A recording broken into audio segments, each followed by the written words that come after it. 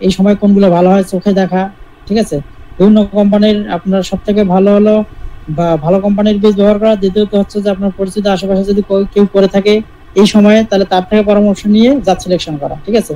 আর আপনি আমাকে জিজ্ঞাসা করলো, আমি কিন্তু বলে দিব কয়েকটা জাত, হয়তো আমি বলবো, কিন্তু দেখা গেল যে ওই জাতগুলা আপনার এলাকায় সুইটেবল হচ্ছে না, কারণ আমাদের সারা দেশের তাপমাত্রা কিন্তু একই রকম না। বিশেষ করে একটা এক্সাম্পল দিই, আমরা সবাই জানি যে যশোর, তারপর আপনার কুষ্টিয়া, মেহেরপুর, চুয়াডাঙ্গা, এই যে অঞ্চল কয়েকটা জেলা এবং রাজশাহীর চাঁপাইনবাবগঞ্জ এবং রাজশাহীর শহর দিনাজপুর, এই অঞ্চলগুলোতে এবং ঢাকার আশেপাশে মানিকগঞ্জ, তারপর হলো ঢাকা, নারায়ণগঞ্জ, তারপরে এদিকে আপনার আরো বেশ কয়েকটা চিটাগাং, অনেক সময় হচ্ছে আবার খুলনার রিজনের কয়েকটা অঞ্চল, বরিশালের কয়েকটা অঞ্চল, আবার অন্যান্য জায়গায় কিন্তু এই তীব্র তাপদাহতা থাকে না, কিন্তু এই কয়েকটা অঞ্চলে কিন্তু এই তীব্র গরম এবং তাপটা বিরাজ করে। এই জায়গাতে কিন্তু আপনাকে অবশ্যই ওই ধরনের জাত আপনাকে সিলেকশন করতে হবে যদি আপনি ওই সময় রোপণ করতে চান, ঠিক আছে। আরেকটা হলো যে নরমালি যে অঞ্চলগুলোতে তাপমাত্রা স্বাভাবিক থাকে, খুব এরকম হয় না, সেক্ষেত্রে আপনি মোটামুটি গ্রীষ্মকালীন যে জাতগুলো সবগুলো রোপণ করতে পারবেন, আশা করি সমস্যা হবে না। তো আপনার এলাকার কন্ডিশন অনুযায়ী আপনাকে জাত সিলেকশন করতে হবে যে কোনটা আপনার এলাকায় হচ্ছে, কোনটা হচ্ছে না, কোনটা হবে, কোনটা হবে না। আপনার এলাকার এনভায়রনমেন্টটাকে বুঝে আপনাকে চাষ করতে হবে, এটা গেল। আর হচ্ছে জমি তৈরির সময় ইউরিয়া বা ডিএপি সার বাদ রাখতে পারলে সব থেকে ভালো। এটা কেন বলা হয়েছে?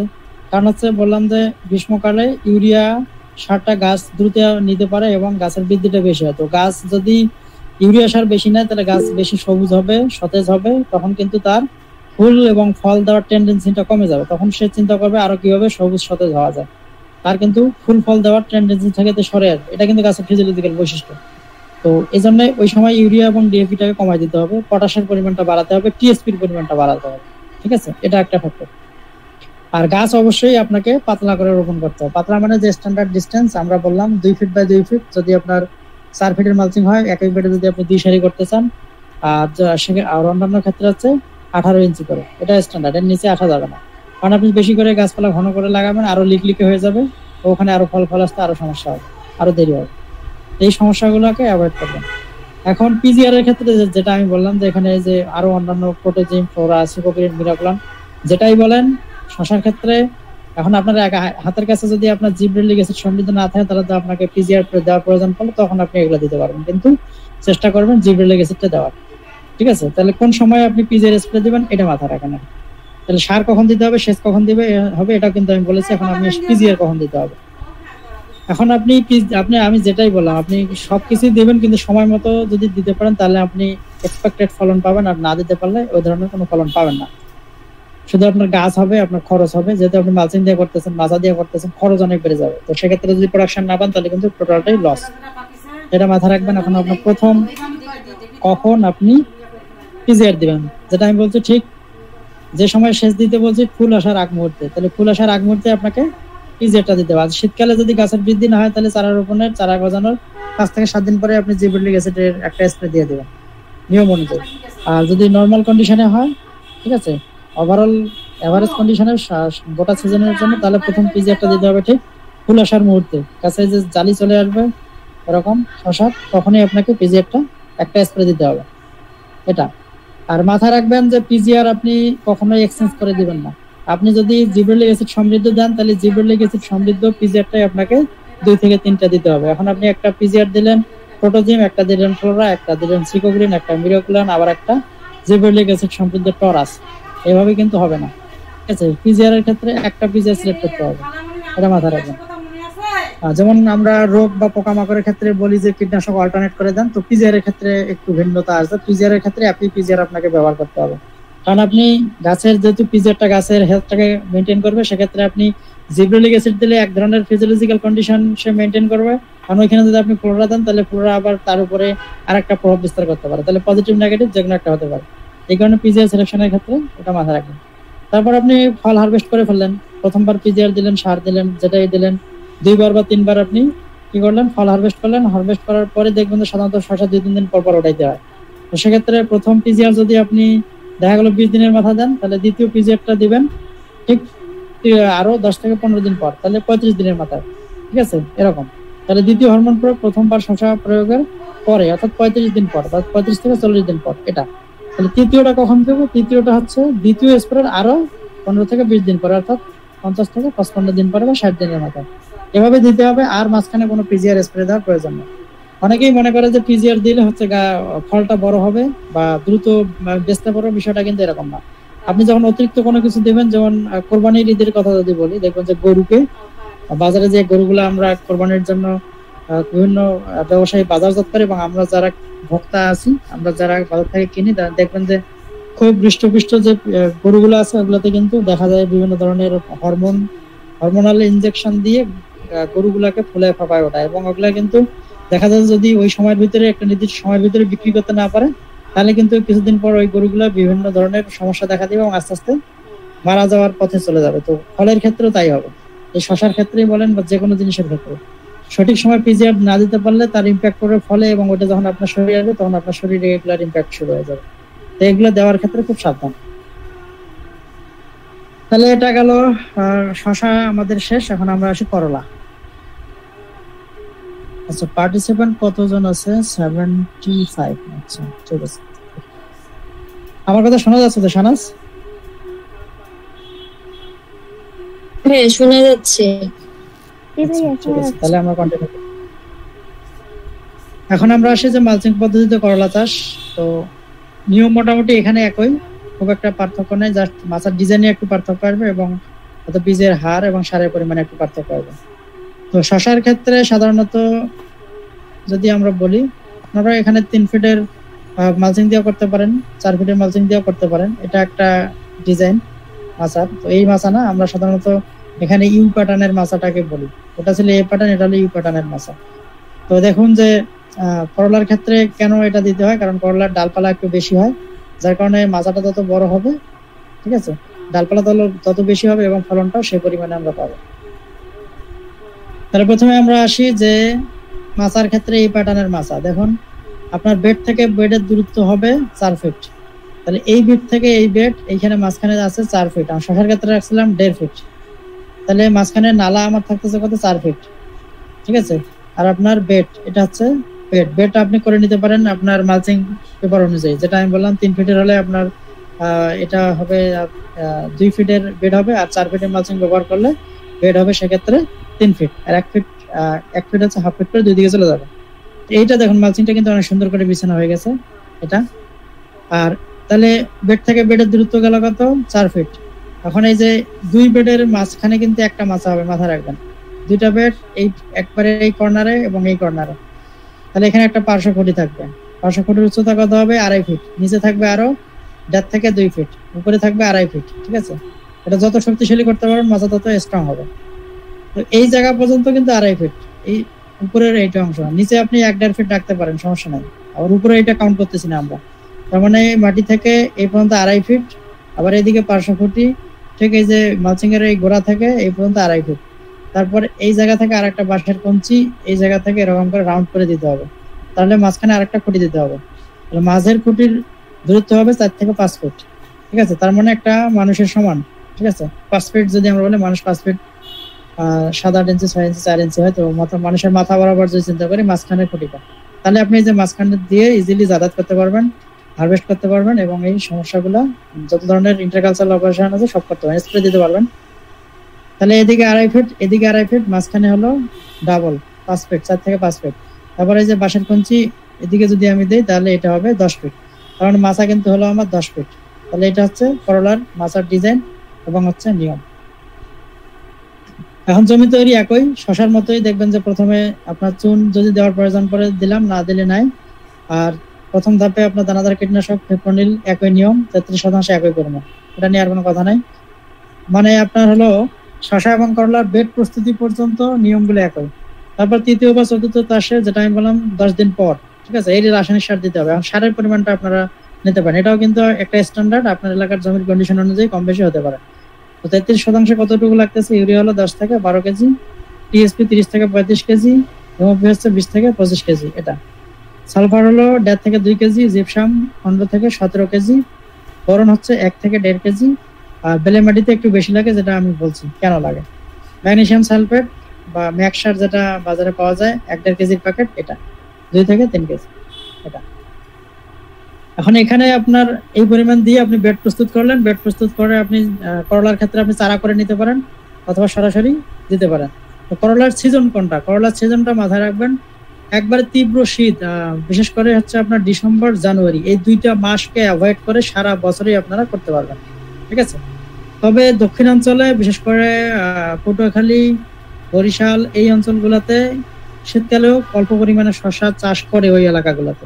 ঠিক আছে, যেহেতু আমি ওই এলাকাগুলোতে কাজ করছি, তো দেখেছি, কিন্তু ওইরকম আসলে এক্সপেক্টেড ফলন আসে না। তো কারণ শীত কোন সময় বেশি হয় কোন সময় বেশি হয় এটা কম হয় এটা বোঝা মুশকিল।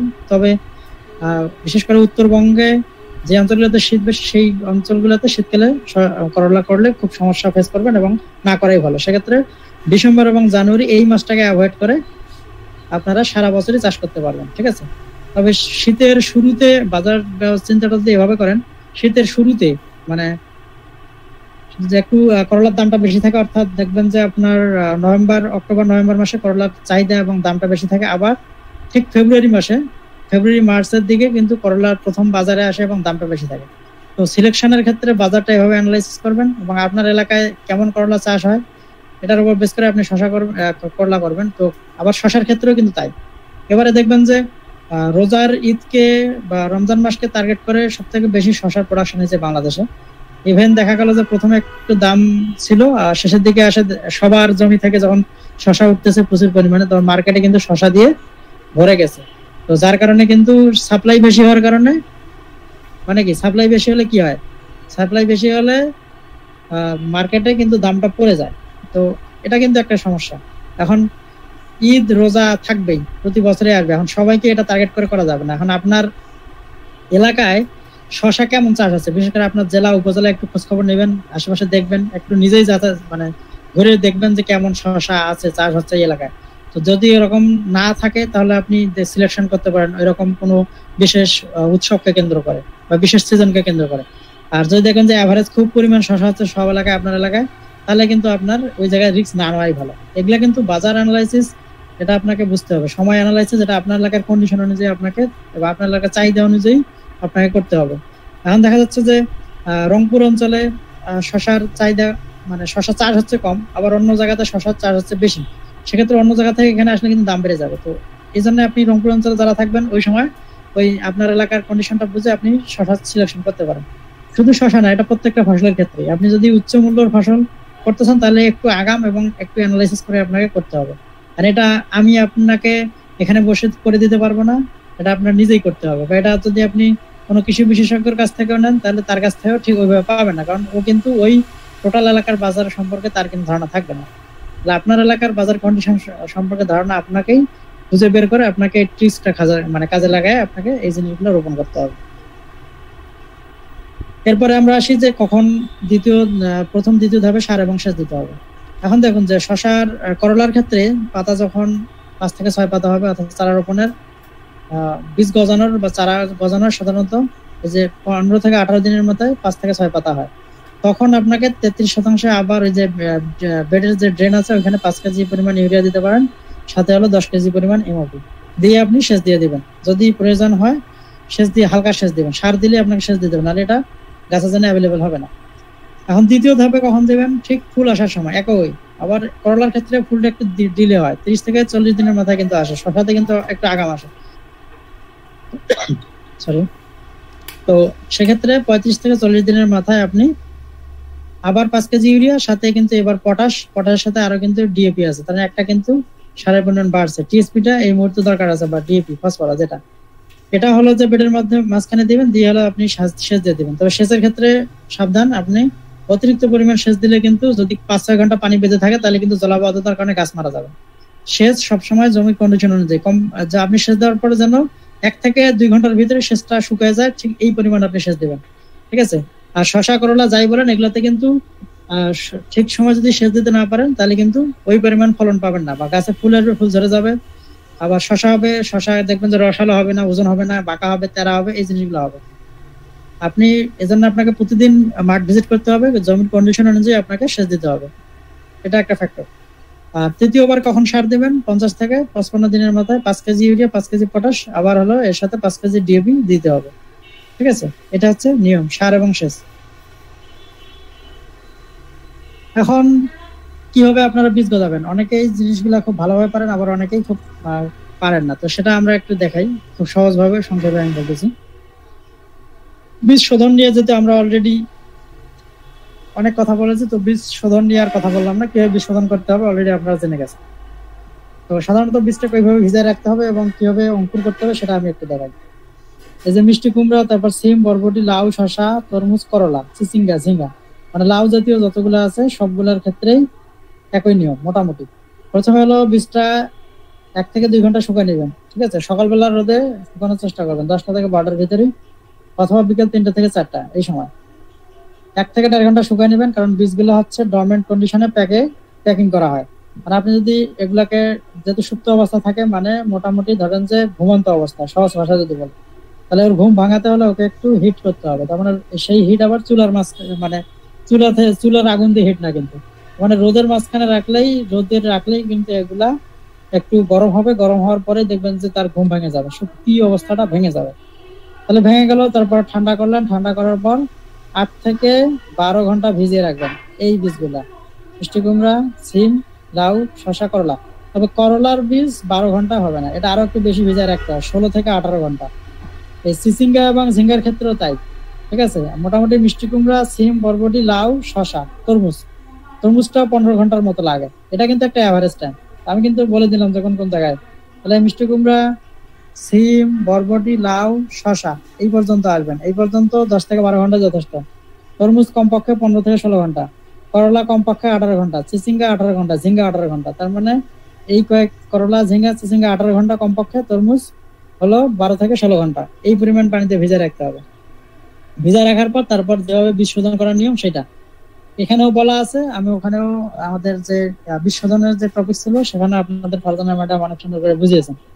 এটা নিয়ে কথা না বলে, বীজ শোধন করলেন, বীজ শোধন করার পরে বীজটাকে আবার ওই পানি থেকে তুলে নিলেন। শোধন করার পরে তুলে নিয়ে এখন আপনি দেখবেন যে গ্রাম অঞ্চলে অনেকে সুতি কাপড়ের মাঝখানে পুটলি করে বেঁধে রাখে, ঠিক আছে। অনেকে আবার টিস্যু পেপারে মোড়ায় একটা বক্সের মধ্যে রাখে, এয়ারটাইট বক্স, যেখানে বাতাস প্রবেশ করে না। তাহলে হচ্ছে এভাবে রাখলে দেখবেন যে দ্রুত হচ্ছে যে অঙ্কুর গজায়। আবার এই যে জিনিসটা দেখবেন যে লুঙ্গির গিটে এটা বরিশাল পটুয়াখালীর অঞ্চলের মানুষ তরমুজের ক্ষেত্রে করে। বীজ ভেজা রাখার পর রাতে ঘুমানোর সময় জর্দার যে কৌটা আছে না, জর্দা খাওয়ার পর জর্দাটা ফেলে দিয়ে ওরা এখানে সুন্দর করে বীজটা ভরে তারপর হচ্ছে যে লুঙ্গির গিটের মাঝখানে এটা দেয়। শরীরের টেম্পারেচারের সাথে যখন এটা আস্তে আস্তে বক্সটা গরম হয়ে যায়, সকালবেলায় দেখা যাচ্ছে যে এটা অঙ্কুর হয়ে যায়। তো এটা তারা এই ট্রিক্সটা ফলো করে ওই অঞ্চলে। তো এটা আসলে একটা রিস্ক বলা চলে, অনেক সময় বীজ পরে গিয়ে নষ্ট হতে পারে। এটাকে আমরা সবসময় না করি, কারণ এয়ারটাইট বক্সে রেখে দিলে এত কিছু করা লাগবে না। আপনি এয়ারটাইট বক্সে রেখে একটা প্লাস্টিকের পটের মধ্যে রেখে একটা কম্বল বা দেখবেন যে কাঁথার নিচে একটু সুন্দর করে মোড়ায় রাখে দিলে হয়ে যাবে। তাহলে দ্রুত ওইখান থেকে অঙ্কুর গজাবে। তো এখন বীজ যখন অঙ্কুর হবে, অঙ্কুর হওয়ার পরে আপনি যদি সরাসরি আপনি জমিতে রোপণ করতে পারেন, এটা করতে পারেন, অথবা আপনি যদি কেউ ট্রেতে চারা করেন ট্রেতে দিতে পারেন, অথবা কি করতে পারেন। আচ্ছা, স্ক্রিন দেখা যাচ্ছে কিনা শাহনাজ? হ্যাঁ ভাইয়া, স্ক্রিন দেখা যাচ্ছে। আচ্ছা স্ক্রিন শেয়ার অফ হয়ে গেছে। আচ্ছা, এটাই তো দেখছি। এখন দেখা যাচ্ছে?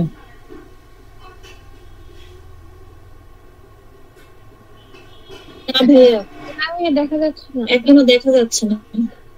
আচ্ছা আচ্ছা, এখন আসছে? হ্যাঁ এখন আসছে। আচ্ছা, ঠিক আছে।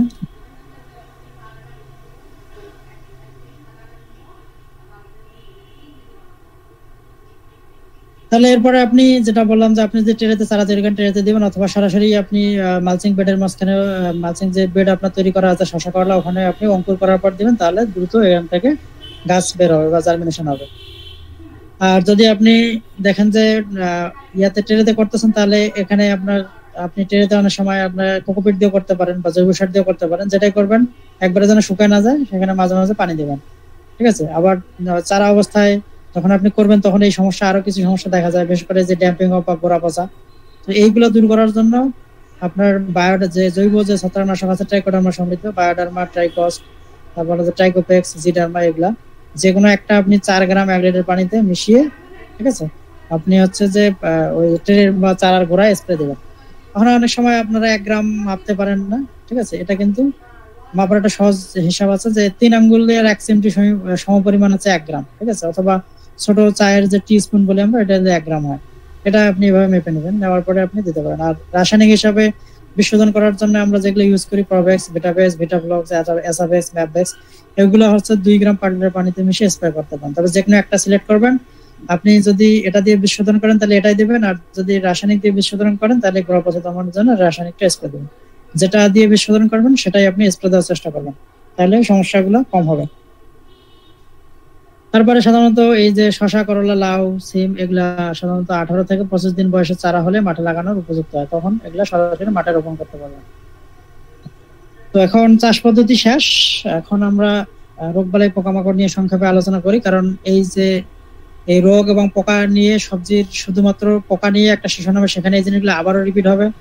আবার হচ্ছে রোগ নিয়ে একটা সেশন হবে, সেখানেও রিপিট হবে। তো এখন যেহেতু আমি পড়াচ্ছি শশা করলা মেজর যে সমস্যাগুলো হয় সেগুলো আমি একটু দেখাচ্ছি।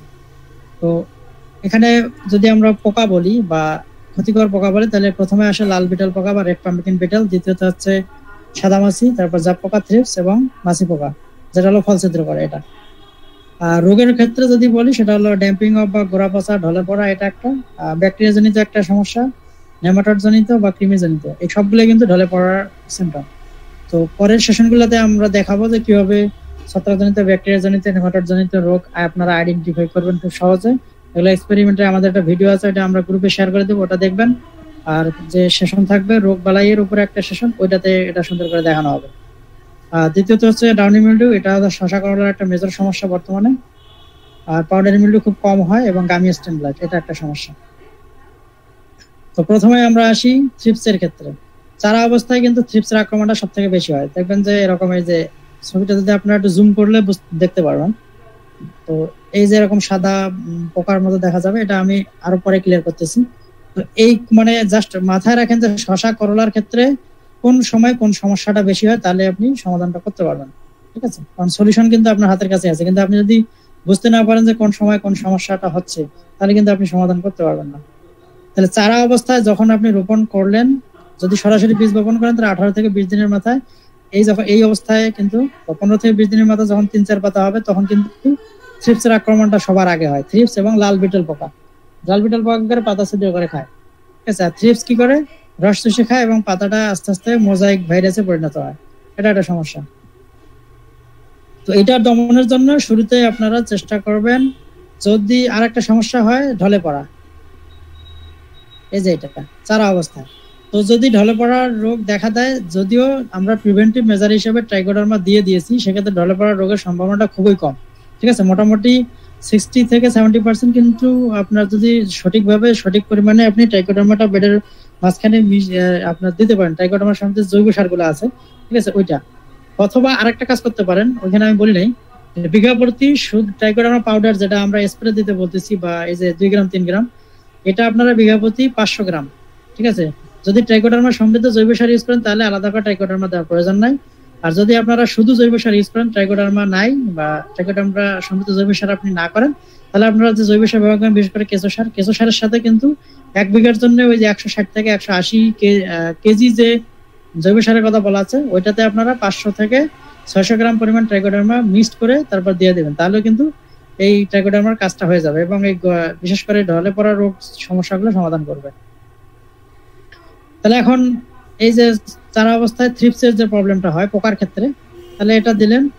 আর তাহলে প্রথম স্প্রেটা আপনার জৈব যদি আপনি সিলেক্ট করেন, তাহলে দেখা যাচ্ছে যে এখানে ট্রাইকোডার্মার বায়োক্লিন এবং হচ্ছে স্পিনোসাইড। সেরকম হচ্ছে কেন?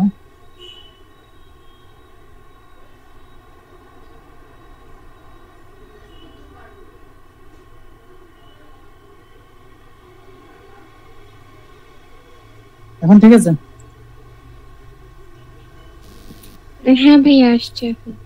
আচ্ছা, চারা অবস্থায় থ্রিপসের আক্রমণ দেখা দিলে আপনি জৈব বালাইনাশক হিসেবে এগুলো সিলেক্ট করতে পারেন, খুব ভালো কাজ করবে। এটা হচ্ছে স্পিনোসাইড গ্রুপ, যেটা আমার সেশনে বলেছিলাম, স্পিনোসাইড 2.5 ইসি, ঠিক আছে। এটা হলো 1 লিটার পানিতে 1.3 মিলি, ঠিক আছে। আর যদি আপনি বায়োক্লিন দেন 1 মিলি পার লিটার পানিতে, এটা। আর চারা অবস্থায় যদি গোড়া পচা দেখা দেয় তাহলে আপনার ট্রাইকোডার্মা দিতে পারেন, অথবা রাসায়নিক হিসাবে ম্যানকোজেব প্লাস মেটালজিব দিতে পারেন। এটা গেল।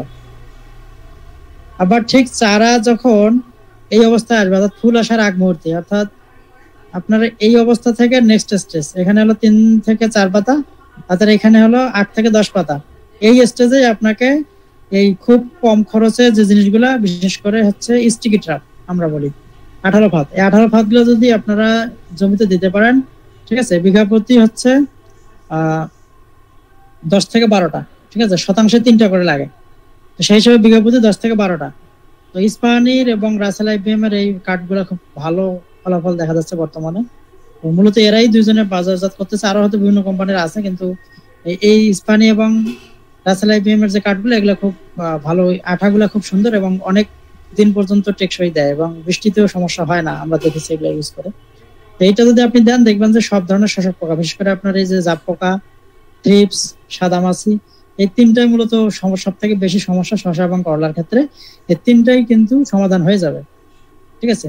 তারপরে আমরা দেখাবো যে কি কোন 18 ফাত, কোন মানে কোন রঙের 18 ফাত কোন পোকার জন্য বেশি কার্যকরী, সেটার আপনার কম্বিনেশন করে লাগাবেন। সেক্ষেত্রে আমি বলে দিই যে হলুদের পরিমাণটা একটু বাড়াই দিবেন।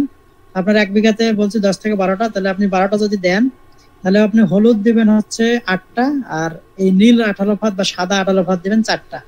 এই কম্বিনেশনটা সব থেকে ভালো, ঠিক আছে, এটা মাথায় রাখবেন। তাহলে এইখানে যদি দিতে পারেন, তাহলে হচ্ছে এই দেখবেন যে সব ধরনের পোকামাকড় আর ফসলে না গিয়ে এখানে এসে আটকা পড়বে এবং মারা যাবে, তাহলে আপনার ফসলটা সেফ থাকবে। এবং এই কাঠগুলোর দাম কিন্তু খুব বেশি না।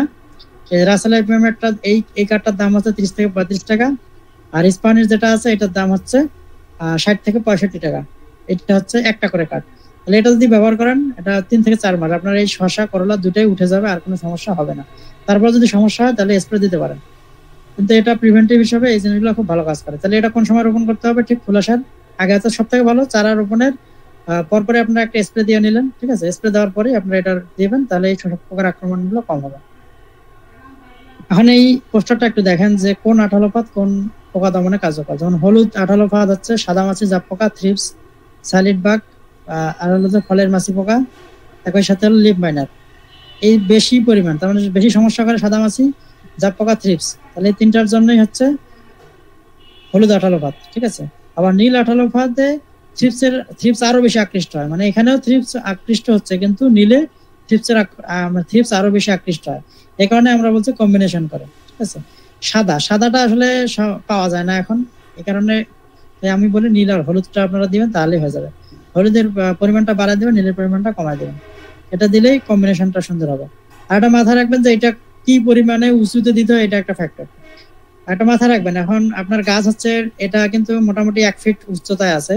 এখন আপনি যদি এই হলুদ 18 পাতা 5 ফিট 6 ফিট উপরে দেন, তাহলে কিন্তু উপকার পাবেন না।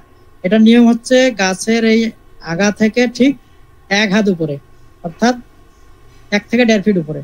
তাহলে আপনার গাছ হচ্ছে এখানে 1 ফিট আছে, তার মানে আরো 1 থেকে 1.5 ফিট উপরে আপনাকে কাঠটা ঝুলাই দিতে হবে।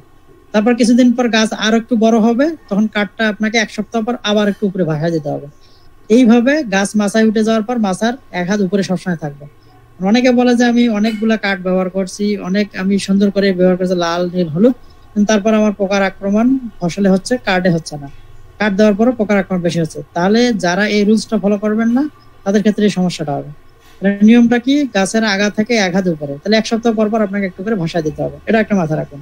এই জিনিসগুলো আপনাদেরকে কেউ বলবে না, ঠিক আছে। আমি যে জিনিসগুলো একবারে ভেঙে ভেঙে বললাম, মালচিং পদ্ধতিতে শসা করলা চাষের ক্ষেত্রে কি কি সমস্যা হয়। আর আপনারা অনেক সময় দেখবেন যে অনেকদিন, একদিনের ট্রেনিং করবেন, 2 দিনের ট্রেনিং করবেন, আপনাদেরকে যে জিনিসটা ধরাই দিবে শুধু আপনাকে একটা হিসাব দিবে, এরকম যে স্প্রে একটা শিডিউল ধরাই দিবে যে এইটা 2 দিন পরে এটা দিতে হবে, 3 দিন পরে এটা দিতে হবে, 4 দিন পরে এটা দিতে হবে, মানে এমন একটা স্প্রে শিডিউল বানায় ফেলছে, প্রত্যেক দিন আপনাকে স্প্রে দিতে হয়। তো একটা এই যে চারার পর একটা শিশু গাছ, একটা বেবি প্লান্ট, এটাতে আপনি ঠিক এই পরিমাণ যদি স্প্রে দেন, তাহলে ওই গাছের উপরে কি পরিমাণে আপনি টর্চার করতেছেন, এটা মাথায় রাখেন, ঠিক আছে। কারণ আপনার সন্তানের যখন একটা ছোট বাচ্চা, আপনার একটা 6-7 মাস বয়স, তার যখন সর্দি জ্বর হয়, তখন কিন্তু তাকে আপনারা কখনো ট্যাবলেট খাওয়ান না, ঠিক আছে। তাকে কিন্তু আমরা দেখবেন যে ডাক্তারের কাছে গেলে নাপার যে সিরাপ আছে সেটা দেয়, কিন্তু নাপার ট্যাবলেট কিন্তু তাকে দেয় না। কেন দেয় না? তার শরীর এটা নিতে পারবে না। তো গাছের ক্ষেত্রেও এটা, গাছ কিন্তু কথা বলতে পারে না, কিন্তু গাছটা আপনার কন্ডিশনটাকে আপনার বুঝতে হবে যে সে কি চাচ্ছে কি চাচ্ছে না, ঠিক আছে। ছোট অবস্থায় যে কীটনাশকই দিবেন কমপক্ষে 5 থেকে 7 দিন পর পর স্প্রে দিবেন, কখনোই একদিন পর পর 2 দিন পর পর স্প্রে দিবেন না। সেক্ষেত্রে ডোজটা কি হবে, অনেক কম হবে, যেটা আমার আগের সেশনে বলছিলাম। যেহেতু গাছ এখন ছোট আছে, কমপক্ষে 20 দিনের নিচে যে চারা অবস্থা থাকবে সেগুলোতে যখন আপনারা স্প্রে দিবেন যে কোনো সমস্যার জন্য, যদি ওটার জন্য দেওয়া বলা থাকে যে আপনার 2 গ্রাম দিতে হবে বা 2 মিলি দিতে হবে, তাহলে ওটার অর্ধেক করবেন আপনারা। তাহলে আপনার দিতে হবে 1 গ্রাম বা 1 মিলি, অর্থাৎ নির্দিষ্ট ডোজের অর্ধেক। ঠিক আছে, তাহলে গাছের কোনো সমস্যা হবে না, গাছের বৃদ্ধিটা ঠিক থাকবে। আর অনেক কীটনাশকের পরিমাণটা অনেক সময় বেশি হয়, গাছ পুড়ে যায়, আর অনেক সময় গাছ অনেক শক্ত হয়ে যায়। ঠিক আছে, তো এই জিনিসগুলো মাথায় রাখবেন। তো এরপরে এটা গেল। তো চারা অবস্থায় কোন সমস্যাটা বেশি হয়, যেটা আমি দেখালাম, যে একটা হলো শোষক পোকার আক্রমণ বেশি হয়, আর একটা হচ্ছে এই ঢলে পড়া রোগের আক্রমণ বেশি হয়। ঢলে পড়া রোগের ভিতরে যে গোড়া পচা আছে একটা, ড্যাম্পিং অফ, এটা বেশি হয়। তো ড্যাম্পিং অফের জন্য যেটা আমি বলছি, যে যদি আপনি কেমিক্যাল ছাড়া রাসায়নিক ইউজ করেন ট্রাইকোডার্মা সমৃদ্ধ, আগে যদি দিয়ে দেন তাহলে সমস্যাগুলো কম হবে, আর যদি না দেন তাহলে পরবর্তীতে খুব একটা কাজে আসে না। তারপরেও 1-2টা কাজে সমস্যা হলে ট্রাইকোডার্মাটা দেওয়াই ভালো, কারণ এটা বেশি পরিমাণে মাটিতে থাকলে এই সমস্যাগুলো পরবর্তীতে সমাধান করতে পারে। আর যদি আপনি জৈবতে না দিয়ে রাসায়নিক দিতে চান, সেক্ষেত্রে ভানকোয়েজ প্লাস কার্বনডাইজিম দিতে পারেন, অথবা শুধু কার্বনডাইজিম দিতে পারেন। ঠিক আছে, গাছ ছোট হলে 1 গ্রাম, গাছ যদি একটু বেশি হয় 20 দিন বয়স হয় তাহলে 2 গ্রাম এটা দিতে পারেন। তো এটা গেল ঢলে পড়া রোগের সমস্যা। আর এখন এই ঢলে পড়া 3 ধরনের আছে, যেটা আমি বললাম। একটা হলো ছত্রাকজনিত বা ফ্লুজারিয়াম উইল্টিং বলি আমরা, যেটা শশাতে বেশি হয়, করলাতে বেশি হয়। একটা হলো ব্যাকটেরিয়া জনিত, আর একটা হচ্ছে কৃমি জনিত। তো নেমাটোড জনিত যেটা হয় এটা খুব একটা বেশি দেখা যায় না, এটা লাউ, সিম এগুলোতে বেশি দেখা যায়। তো এখানে আমি 2টা জিনিস রাখছি, ওইটা পরের সেশনগুলোতে দেখানো হবে। যদি ফ্লুজারিয়াম জনিত হয়, গাছ ঢলে পড়ে, তাহলে দেখবেন যে আপনি কাণ্ডটা, গোড়াটা পচে যাবে। ঠিক আছে, গোড়ায় সাদা ছত্রাকের দাগ দেখা যাবে সকালবেলা, যদি আপনারা যান ভরে, তাহলে এই জিনিসগুলো দেখতে পাবেন। আর যদি ছত্রাক জনিত হয়, এটা এরকম যদি কাণ্ডটা এভাবে চিরেন বা ফাড়েন, তাহলে দেখবেন যে মাঝখানে একটু লাল রঙের এরকম দাগ দেখা যাবে। যদি লাল রঙের এরকম লাল বা খয়েরি রঙের কোনো স্ট্রিক দেখা যায়, তাহলে বুঝবেন যে এটা ছত্রাক জনিত বা ফ্লুজারিয়াম উইল্টিং। আর যদি এইরকম দাগ দেখা না যায়, তাহলে বুঝতে হবে যে এখানে হয় কৃমিজনিত সমস্যা অথবা ব্যাকটেরিয়া জনিত। কৃমিজনিত সমস্যা হলে গাছ উঠালে গাছের শিকড়ে নডিউল দেখা যাবে, মানে এরকম স্ফীত অংশ দেখা যাবে, যেটা পুঁতির মালার মতো। আর যদি ব্যাকটেরিয়া জনিত হয়, তাহলে কিন্তু এইরকম দাগ দেখা যাবে না। আর এটা যদি এরকম করে, এটা লম্বালম্বি কাটছেন না, এটা লম্বালম্বি না করে এরকম ডায়ামিটার বরাবর কাটবেন, রাউন্ড করে কাটলে, কাটার পরে এরকম যদি 2 হাত দিয়ে একটু টান দেন, দেখবেন যে এরকম কি বলি আমরা, লালার মতো। ঠিক আছে, এরকম হচ্ছে যে ব্যাকটেরিয়াল উজ, এটা কিন্তু ব্যাকটেরিয়াল উজ দেখা যাচ্ছে এটা। অথবা গাছের এই অংশটা কেটে আপনারা পানিতে রাখলে দেখবেন যে পানিটা ঘোলা হয়ে যাচ্ছে, আধা ঘন্টা পর পানিটা ঘোলা হয়ে যাবে, 20 থেকে 35 মিনিটের ভিতরে পানিটা ঘোলা হয়ে যাবে। যদি পানিটা ঘোলা হয়ে যায়, তাহলে বুঝবেন যে ওইটা ব্যাকটেরিয়া জনিত সমস্যা। আর যদি পানিটা ঘোলা না হয়, একবার যেভাবে যে ফ্রেশ পানিতে দিয়েছেন একটা কাঁচের গ্লাসে পানি যদি ফ্রেশ থাকে, তাহলে বুঝবেন যে এটা ফ্লুজারিয়াম জনিত। তাহলে উইল্টিং গুলো আপনারা 1-2টা গাছের সমস্যা দেখা দিলে, মানে খুব বেশি চিন্তিত না হয়ে আগে সমস্যাটা আইডেন্টিফাই করবেন, করার পরে আপনি ব্যবস্থা নেবেন। এখন আপনি যদি বুঝতে না পারেন কোন সমস্যার কারণে ঢলে পড়তেছে, তাহলে আপনি ট্রিটমেন্ট, দেখা গেল যে আমার ফ্লুজারিয়াম সমস্যা, আপনি ব্যাকটেরিয়া জনিত সমস্যার কারণে আপনি ব্যাকটেরিয়া নাশক স্প্রে করতেছেন, কোনো কাজে আসবে না, 2-3 দিনের ভিতরে পুরো মাঠ নষ্ট হয়ে যাবে। আবার দেখা গেল যে ফ্লুজারিয়াম জনিত সমস্যা, এখন আপনি দিচ্ছেন ব্যাকটেরিয়া নাশক, তাহলে কিন্তু ওইভাবে কাজ হবে না। তো এটা জিনিস মাথায় রাখবেন। এখন আরেকটা সমস্যা শশার ক্ষেত্রে, শশা, করলা, লাউ, ঝিঙে যেটাই বলি, সেটা হলো গামি স্টেম ব্লাইট। বা দেখবেন যে এরকম গাছের গোড়া থেকে কষ বের হচ্ছে, লাল খয়েরি রঙের কষ বের হচ্ছে, অনেক সময় পাতাটা এরকম পুড়ে যাচ্ছে। দেখুন, এটা হলো গাছের গোড়া, সেইবের স্টেজে এরকম হবে, আর্লি স্টেজে এরকম হবে। তো এটাকে আমরা বলতেছি আঠা ঝরা বা গামি স্টেম ব্লাইট। তো এরকম দেখা দিলে খুব চিন্তিত হওয়ার কোনো কারণ নেই। এখানে আপনারা সরি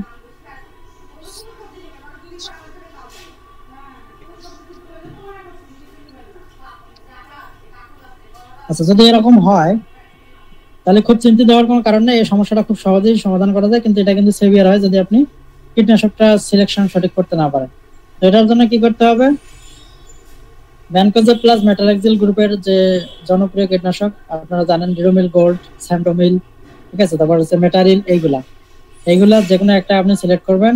1 লিটার পানিতে 2 গ্রাম অর্থাৎ 16 লিটারে 32 গ্রাম মিশিয়ে সুন্দর করে পুরা গাছে স্প্রে দিবেন, আগা করে ভিজা স্প্রে দিবেন। অথবা কপার অক্সিক্লোরাইড গ্রুপ, ঠিক আছে, কপার অক্সিক্লোরাইড গ্রুপ, এই সমস্যা যদি হয় তাহলে কপার অক্সিক্লোরাইড গ্রুপ এরকম এখানে আপনি পেস্ট বা লেই করে এখানে লাগাই দিলেও দেখবেন যে এটা ঠিক হয়ে যাবে। অথবা আপনি কপার অক্সিক্লোরাইড গ্রুপ স্প্রে দিতে পারেন। ঠিক আছে, এরকম করে অল্টারনেট করে 1 থেকে 2টা স্প্রে দিলে এই গামি স্টেম ব্লাইট রিকভার হয়ে যাবে। তারপরে আরেকটা মেজর সমস্যা শসার হচ্ছে ডাউনি মিল্ডু। এটা কিন্তু বর্তমান সময়ের যারা শসা চাষ করেন সবাই জানেন যে ডাউনি মিল্ডু এরকম মোজাইকের সাথে এটার একটা ইয়ে আছে। তো এর পার্থক্যগুলো আমরা পরের সেশনগুলোতে দেখাবো, আজকে জাস্ট এটা দেখে নেন। যে এরকম পাতাটা সবুজ থাকবে কিন্তু এই যে হলুদ এরকম শিরা আছে না, এই শিরার মাঝখানে এরকম ফোটা ফোটা, এটাকে আমরা বলি ট্রায়াঙ্গুলার শেপ। ঠিক আছে, ট্রায়াঙ্গুলার শেপ এরকম একটা জায়গা জুড়ে হলুদ অংশ দেখা যাবে এবং আস্তে আস্তে এগুলা কিন্তু সেভের স্টেজে ফুটা হয়ে যায়। এই যে এরকম, এটা আর্লি স্টেজ, এটা কিন্তু আর্লি স্টেজের ছবি। এটার পরে এই স্টেজ, তারপরে সেভের স্টেজ এরকম হবে এবং আস্তে আস্তে পাতাগুলো ফুটা হয়ে যাবে। তারপর গাছ কিন্তু আর সালোক সংশ্লেষণ হবে না, গাছের বৃদ্ধি হবে না, ফুল ফল ধারণ ক্ষমতা কমে যাবে। তো এটা দমন করা কিন্তু খুবই কঠিন বর্তমান সময়ে এবং এটা সাধারণত ফেব্রুয়ারি থেকে গ্রীষ্মকাল যেটা আমরা বলছি মার্চ এপ্রিল থেকে শুরু করে আগস্ট মাস পর্যন্ত এই ডাউনি মিল্ডের সেভিয়ার আকার ধারণ করে। মানে টেম্পারেচারের সাথে আর্দ্রতা বেশি থাকার কারণে ডাউনি মিল্ডেটা খুব বেশি সেভিয়ার আকারে ধারণ করে এই গরমকালে। শশার ক্ষেত্রে এটা একটা মেজর সমস্যা হয়ে গেছে এখন।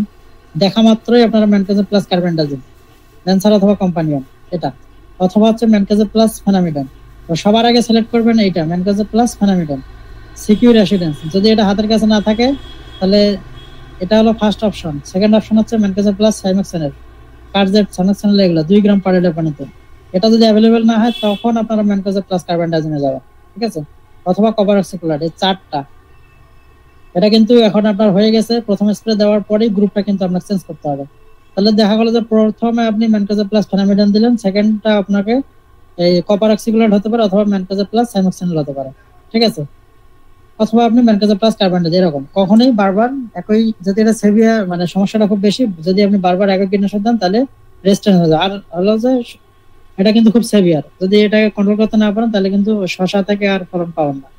তো বিষয়গুলো একটু মাথায় রাখবেন। তো রোগগুলো মোটামুটি শেষ, পোকা একটা আমরা আলোচনা করছি, আরো এখন বেশ কয়েকটা বিষয় আলোচনা করব। তো ফুল আসার সাথে সাথে আরেকটা জিনিস করতে হবে, সেটা হলো আপনার চারা গজানোর যেটা আমি বললাম 18 থেকে 20 দিনের মাথায় যেহেতু হাইব্রিড গুলোতে ফুল আসতেছে, ঠিক তখনই আপনাকে ফেরোমন ফাঁদ স্থাপন করতে হবে ফুল আসার মুহূর্তেই। ফেরোমন ফাঁদ আপনি যদি ফুল আসার পরে স্থাপন করেন তাহলে কিন্তু আপনি মাছি পোকা দমন করতে পারবেন না। আর মাছি পোকা দমনে কিন্তু এখন কীটনাশক খুব একটা বেশি কার্যকর না। আর আগে হচ্ছে যে ইস্পাহানি বা হেকেমের যে ফেরোমন ফাঁদ গুলা ব্যবহৃত হতো, ওগুলার কিন্তু কার্যকারিতা এখন একটু কম দেখা যাচ্ছে। এখন এই যে টারজান ফেরোমন ফাঁদ, ঠিক আছে, টারজান ফেরোমন ফাঁদ গুলা খুব বেশি কার্যকর এবং এগুলা দেখা যাচ্ছে যে ওই আপনার আগের গুলাতে ইস্পাহানি বা হেকেমের যেগুলো ছিল পানি চেঞ্জ করতে হয় 3 থেকে 4 দিন পর পর। পানি চেঞ্জ না করলে আবার পোকা ওখানে আসবে না, পোকা হচ্ছে যে আকৃষ্ট হয়ে পোকা মরবে না, এই সমস্যাটা দেখা যায়। তো পানি চেঞ্জ করার একটা ঝামেলা থাকে। আর ওগুলো একটু সাশ্রয়ী, আপনার একটা প্যাকেটে 2টা করে আপনার লিউর থাকে এগুলা। আর এখানে এই টারজান ফেরোমনের পুরো সেটটাই হচ্ছে আপনার 80 থেকে 120 টাকার ভিতরেই পাবেন। ঠিক আছে, এবং এইগুলা কিন্তু আমাদের এই কৃষি ক্লিনিক সবে অ্যাভেলেবেল আছে, তো আপনারা চাইলে এগুলো কিনতে পারেন ওখান থেকে। তো ফুল আসার আগ মুহূর্তে হচ্ছে যে আপনাকে এটা দিতে হবে, স্থাপন করে দিতে হবে। এখন আমরা আসি পোকা নিয়ে, থ্রিপস নিয়ে কথা বলছি। আর একটা পোকা হচ্ছে যে চারা অবস্থায় যদি আপনারা দেখেন যে কাটাই পোকা গাছের চারা গোড়া কেটে দিচ্ছে, এটা যদি হয় তাহলে হচ্ছে ল্যাম্বা সাইলোথ্রিন গ্রুপ। ঠিক আছে, ক্যারাটিন ফাইটার রিভার সাইক্লোন এগুলো হচ্ছে যে 1.5 মিলি পার লিটার পানি, যাতে 16 লিটারে 24 মিলি দিয়ে আপনার গাছের গোড়ায় স্প্রে দিবেন। 1 থেকে 2টা 7 দিন পর পর এটা পোকা থাকলে, কাটি পোকা থাকলে মারা যাবে। আর যদি আপনি ওই যে দানাদার কীটনাশক আমি বলছি না শুরুতে, ফিপ্রোনিল অথবা ক্লোরেন্ট্রানিলপল গ্রুপ আর হচ্ছে ওইটা যদি দিতে পারেন তাহলে কাটি পোকাগুলো আগেই হবে না, ওটা জমি শোধন হয়ে যাবে, এই কাটি পোকাগুলো মারা যাবে। আর সাথে কৃমি যদি থাকে সেটাও দমন হবে। আর যদি না দেন তাহলে সম্পর্ক সমস্যা দেখা দিলে আপনারা এটা স্প্রে দিতে পারেন। আর একটা যেটা বলছিলাম যে রেড পাম্পকিন বিটল বা লাল বিটল পোকা, এটা তো এটা চারা অবস্থায় সমস্যা বেশি হয়। দেখবেন যে এরকম পাতা রাউন্ড করে করে খাবে এবং পুরো গাছটায় আস্তে আস্তে শিরাটা বাদ দিয়ে পুরোটাই খেয়ে ফেলে এরকম। ঠিক আছে, এটা সবাই চেনেন জানেন। তো এটা সমাধানের সহজ উপায় হচ্ছে, হ্যাঁ, আপনারা যখন যদি চারা করে রোপণ করেন তাহলে যখন চারা তৈরি করবেন চারাগুলো চেষ্টা করবেন যে নেটের ভিতরে করা। নেটের ভিতরে করলে আর এই যে বিটল পোকা এটা আসতে পারবে না, এটা একটা প্রথম গেল। তাহলে অথবা আপনারা কি করতে পারেন, যখন আপনারা যদি ওই যে জমি চাষের সময় যেটা আমি বলছি না দিয়ে থাকেন, তাহলে প্রতি মাদা করে যদি আপনি রোপণ করেন ঠিক আছে। মালচিং এর ক্ষেত্রে এটা প্রযোজ্য না, কিন্তু মালচিং এর ক্ষেত্রে ওই আপনার চাষের সময় দিতে হবে। আর নর্মালি যদি আপনারা মাদা করে যখন করবেন অল্প জায়গায় মালচিং ছাড়া, তখন প্রতি মাদায় আপনার এই যে সুপ্রনিল অথবা ক্যাডিসাপাস গ্রুপের যে দানাদার কীটনাশক আছে এগুলা 5 গ্রাম করে দিবেন, ঠিক আছে। 5 গ্রাম করে দিলে দেওয়ার পরে ওখানে সার, জৈব সার দিয়ে 10 থেকে 12 দিন পর আপনি চারা রোপণ করবেন। এটা এখন আর একটা বিষয় হচ্ছে যে এই বিটল পোকা হচ্ছে গাছের যে গোড়া, ঠিক আছে, গাছের যে গোড়াটা থাকে এই জায়গা, যদি আমি দেখাই, এই যে ভেজা অংশটা আছে না, চারার চতুর্দিকে ভেজা অংশটা, এই বিটল হচ্ছে যে এই জায়গাতে ডিম পারে। এই জায়গাতে ডিম পারে ময়েশ্চার কন্ডিশনের। মাটি যদি শুকনো থাকে তাহলে সে আবার ডিম দিতে পারে না। তো তা সে আবার এই মাটিটাতে ডিম পারে, তার মানে এখান থেকে মাটিতেই হচ্ছে ডিম ফুটে বাচ্চা পেরে আবার এই পোকাটা এবার খাওয়া শুরু করে। তো সেক্ষেত্রে যদি মাদা করে রোপণ করেন এরকম, এই জন্য পানি দেওয়ার পরে দেখবেন যে গাছের গোড়াটা ভিজা থাকে। এটা আপনারা চেষ্টা করবেন মাটিটা শক্ত হয়ে যায়, মাটির চটা বা দলাগুলো ভেঙে দিবেন, তাহলে ডিমগুলো উপরে বেরিয়ে হয়ে আসবে, রোদের তাপে নষ্ট হয়ে যাবে, অথবা দেখবেন যে পাখি ওগুলো খেয়ে নেবে। তো এই সমস্যাগুলো সেক্ষেত্রে ইজিলি অ্যাভয়েড করা যায় বিটল পোকার ক্ষেত্রে। আর হচ্ছে কোনোটাই আপনি করতে পারেন না, নেটের ভিতরে করেন নাই, এই দানাদার কীটনাশক দিচ্ছেন না, তারপরে হচ্ছে যদি আক্রমণ হয় তাহলে আপনার এই কীটনাশকে যেতে পারে। ঠিক আছে, প্রথম হচ্ছে ফেনিট্রোথিয়ান গ্রুপ, ঠিক আছে, 50 ইসি, অথবা ম্যালাথিয়ান গ্রুপ 57 ইসি 1.2 মিলি পার লিটার পানিতে মিশিয়ে স্প্রে দেবেন, অথবা সাইপারমেথ্রিন গ্রুপ দিয়েও এটা দমন করা যায়, অথবা সাইপার প্রোফিনোফাস প্লাস সাইপারমেথ্রিন, ঠিক আছে, যে রকেট, সবিক্রন, এগুলো হচ্ছে 1 থেকে 2 মিলি রিকমেন্ডেড ডোজ। বিটলের জন্য 2 মিলি আর জাপ পোকার জন্য 1 মিলি। এটা সবিক্রন ডোজটা একটু ভিন্ন লেভেলে দেওয়া আছে, এটা দেখে নেবেন যদি আপনারা দেন। এরপরে আছে সাদামাছি। সাদামাছি থ্রিপসের পর সাদামাছি দেখবেন যে ফুল আসার আগ মুহূর্তে বা ফুল আসার সময় থেকে লাস্ট স্টেজ পর্যন্ত শশা করলাতে সাদামাছির আক্রমণটা হয়। এটা পাতার নিচে থাকে এরকম সাদা সাদা পোকা, অনেক সময় দেখবেন যে এরকম রাউন্ড শেপ বা এরকম স্প্রিং এর মতো স্পাইরাল, এটা হচ্ছে মূলত এভাবে ডিম পারে সে। এটা দেখে খুব সহজে আইডেন্টিফাই করা যায়। এবং পাতাটা নিচ থেকে, এটা কিন্তু পাতার নিচে থাকে, একটু হাত দিয়ে নাড়া দিলে দেখবেন যে এরকম সাদা পোকা উঠতেছে। তো এটা হচ্ছে সাদামাছি আক্রমণ। তো সাদামাছি, তারপর জাপ পোকা। দেখুন জাপ পোকা আমরা সবাই জানি, জাপ পোকা এটা অনেক এলাকায় ছাইয়া পোকা নামে পরিচিত, বিশেষ করে পটুয়াখালী অঞ্চলে। তো এটা লোকাল অনেক নাম আছে, যাই হোক আপনার ছবি দেখে বুঝে নেবেন। জাপ পোকা এভাবে থাকে দলবদ্ধ ভাবে, এভাবে বিভিন্ন ফরম্যাটে থাকে। জাপ পোকা সাদা হতে পারে, কালো হতে পারে, সবুজ হতে পারে, সাদা হতে পারে। কারণ ওরা যখন যে গাছ থেকে রস চুষে খাবে ওই গাছের খাওয়ার উপর ডিপেন্ড করে, এটাকে বলে পলিমরফিজম। ওই গাছের যে কালার সেইটার উপর তারা রং ধারণ করে। আবার আমি এখানে সাদা দেখালাম, অনেকে বলতে পারেন যে কালো, তাহলে এটা জাপ পোকা না। আসলে জাপ পোকা 4 কালার হয়, এটা হলো সাদা, সবুজ, আর এটা হচ্ছে খয়েরি রঙের, এরকম 4টা কালার আছে। এই যে এখানেই মোটামুটি 4টা দেখা যায়। এটা কালো, এটা মোটামুটি একটু সাদা টাইপের, আবার এটা একটু সাদা, এরকম 4টা কালার আছে। তো এটা দেখে আইডেন্টিফাই হবেন, যেটাই হোক এটা হলো জাপ পোকা। এইরকম থাকলে সেটা জাপ পোকা। আবার এই যে থ্রিপস পোকা, এটা হলো থ্রিপস। এই যে পাতা দেখবেন যে এরকম চারা অবস্থায় যদি এরকম আক্রমণ করে, রস চুষে খাবে এবং পাতাটা উপরের দিকে এরকম ব্রঞ্জ কালার হয়ে যাবে। এটা কিন্তু থ্রিপসের আক্রমণে হয়। থ্রিপসের জন্য আমি দেখাইছি শুরুতে স্পিনোসাইড অথবা বায়োক্লিন, অথবা না পারলে আপনারা ইমিডাক্লোরোপিড, অ্যাসিফেট, তারপর আছে অ্যাসিটামিপ্রিড, এগুলো স্প্রে দিতে পারেন রাসায়নিক হিসেবে। থ্রিপস পোকাটা একটা আমরা চিনি, এটা হলো মরিচ গাছে যদি আক্রমণ করে তাহলে এরকম হয়। মরিচের সেশনে আবার দেখানো হবে, মরিচের ফুলে এরকম দেখা যায় পোকা সাদা। আর যদি আমরা একটু বড় করে দেখি তাহলে এটা, ঠিক আছে, এই যে এরকম দুইটা ইয়া থাকবে, হর্ন থাকবে, এরকম ডানা থাকবে আর লম্বা। এই বডি অংশটা হচ্ছে কালো, ঠিক আছে। এটা হলো স্ত্রী যে থ্রিপস, সেটার এই অংশটা থাকে কালো। আর পুরুষের ক্ষেত্রে পুরোর কোনো কালো থাকে না, এটা পুরোটা লম্বা থাকে। তবে এটা খালি চোখে দেখা খুব কঠিন, খুব সূক্ষ্ম এবং খুব দ্রুত লাফালাফি করে আর কি। আপনি এটাকে হাতের যদি ডগায় বেশি থাকে, বিশেষ করে লাউ জাতীয় ফলের সবজির ক্ষেত্রে ডগা ডগাটা থেকে ছিঁড়ে হাতের মাঝখানে এরকমকে বাড়ি দিবেন, দেখবেন যে পোকার ইয়াটা, যে বাচ্চাগুলো, এগুলো দেখা যাবে। তো আক্রমণ করলে কি থ্রিপস আক্রমণ করলে পাতাগুলো উপরে দিকে কুকড়ে যায়। দেখুন এই শশার ক্ষেত্রে তাই হয়েছে, উপরের দিকে আস্তে আস্তে কুকড়ে যাচ্ছে। মরিচের ক্ষেত্রে এটা স্পষ্ট দেখা যায়, টমেটোর ক্ষেত্রে স্পষ্ট দেখা যায়। এই দেখুন এরকম হয়ে যাবে, ব্রঞ্জ কালার অ্যাপিয়ারেন্স শো করবে। এটা হলো থ্রিপসের আক্রমণ। থ্রিপস, সাদামাছি এবং হচ্ছে জাপ পোকা, 3টা পোকা দমনের জন্য এই কয়েকটা কীটনাশক যথেষ্ট, ঠিক আছে। আপনি যদি জৈব হিসাবে ব্যবহার করেন, যেটা আমি দেখাইছি প্রথম স্টেপে আপনাকে স্টিকি ট্র্যাপ, এটা হলো ফার্স্ট স্টেপ। যদি এটা দিয়ে কাজ না হয় তাহলে জৈব হিসাবে বায়োভেরিয়া 5 গ্রাম পার লিটার পানিতে অথবা বায়োক্লিন 1 মিলি পার লিটার পানিতে, এগুলো হচ্ছে স্পানি কোম্পানি। ঠিক আছে, এরপর হচ্ছে স্পাইরোটেট্রামেট, এটা হলো মভেন্টো বায়ার কোম্পানির, 1 মিলি পার লিটার পানিতে মিশিয়ে স্প্রে দিতে হবে। ওখানে প্রথম স্প্রে যদি আপনি স্পাইরোটেট্রামেট গ্রুপের মভেন্টো দেন তাহলে 7 থেকে 10 দিন পর, কমপক্ষে 10 দিন, কারণ স্পাইরোটেট্রামেটের রেসিডুয়াল এফেক্ট 10 থেকে 12 দিন। ঠিক আছে, তার মানে 10 থেকে 12 দিন কিন্তু আর সমস্যা হবে না। আপনাকে ওই যে একদিন পর পর স্প্রে দেওয়ার প্রয়োজন নেই। এই মাঝখানে যারা দেখবেন যে স্প্রে শিডিউল একদিন পর পর স্প্রে দিতে পারে, ওগুলো মূলত তারা তাদের প্রোডাক্ট বিক্রির জন্য। এটা দিন মাথায় রাখবেন, আপনি এটা স্প্রে দিলে কমপক্ষে 10 থেকে 12 দিন প্রোটেক্ট করবে যদি আপনি সঠিক মাত্রায় স্প্রে দিতে পারেন সঠিক সময়। তারপরে হচ্ছে অ্যাসিটামিপ্রিড, এটা আমি বলছিলাম যে ট্রান্সল্যামিনার গুণ সম্পন্ন, এটা পাতার উপর নিচ দুটোই যেতে পারে। এই কারণে এই যে সাদা মাছি থ্রিপস, যেহেতু এগুলো শোষক পোকা, এগুলোর জন্য ইমিডাক্লোরপিড, অ্যাসিটামিপ্রিড, অ্যাসিফেট এইগুলো অল্টারনেট করে 7 থেকে 10 দিন পর পর আপনারা স্প্রে দিবেন, 2 থেকে 3টা রিকভার হয়ে যাবে, 3টা পোকার একটাও থাকবে না। এগুলা মাথায় রাখবেন। তো ইমিডাক্লোরপিড 0.5 মিলি আর অ্যাসিফেট হচ্ছে 1.5 গ্রাম, ডাইমিথাইড 1.2 মিলি পার লিটার পানিতে, এটা হচ্ছে ডোজ।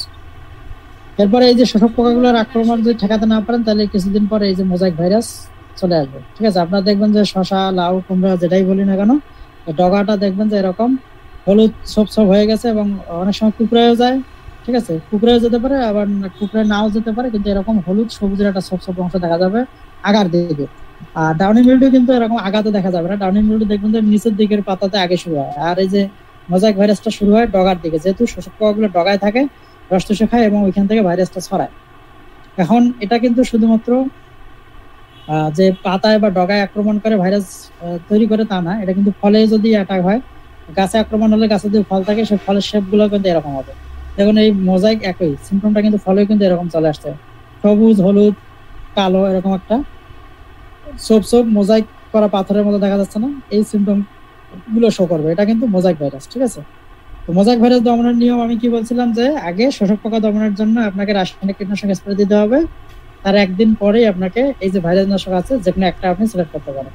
ঠিক আছে, তারপরে ভাইরাস নাশকটা স্প্রে দিবেন, তাহলে আশা করি ভালো হয়ে যাবে। তবে প্রথমে যদি দেখেন যে দুই একটা গাছ ভাইরাস জনিত সমস্যা দেখা যাচ্ছে, তবে চেষ্টা করবেন ওই গাছটা তুলে জমি থেকে পুড়িয়ে ফেলতে, জমির সীমানা থেকে সরিয়ে ফেলতে, তারপর ভালো গাছগুলোতে স্প্রে দিবেন, তাহলে দ্রুত ওইটা ছড়াতে পারবেন। আর এখন আপনি ভাইরাস জনিত গাছটা রেখে যদি স্প্রে দেন তাহলে ওখান থেকে ভাইরাস ছড়ানোর সম্ভাবনাটা থেকে যায়। তো এই নিয়ম ওইটাই যে প্রথমে এগুলো স্প্রে দিবেন, যেগুলো যে কোনো একটা স্প্রে দিবেন, দেওয়ার একদিন পরে আপনি ভাইরাস নাশক দিবেন, আবার 7 দিন পরে আবার একটা রাসায়নিক স্প্রে দিবেন যে কোনো একটা। যদি এটা প্রথমে দেন তাহলে অল্টারনেট হিসেবে এটা দিবেন, তার একদিন পরে আবার ভাইরাস নাশক, এভাবে অল্টারনেট করে দিলেই আপনার এগুলো রিকভারি হয়ে যাবে। তো এই ছিল আজকের সেশন মোটামুটি। এখন আপনাদের যদি কারো কোনো কোয়েশ্চেন থাকে সেটা আমি নিচ্ছি। শাহনাজ আনমিউট করে দাও সবাইকে।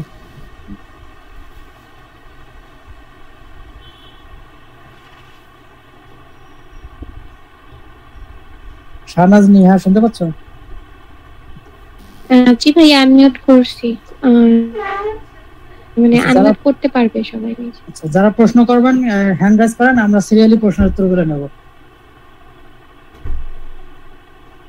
আচ্ছা, অনেকেই হ্যান্ড রেজ করেছেন, তো প্রশ্ন উত্তর পর্ব শুরু করছি। প্রথমে প্রশ্ন করবেন HR হাসিব।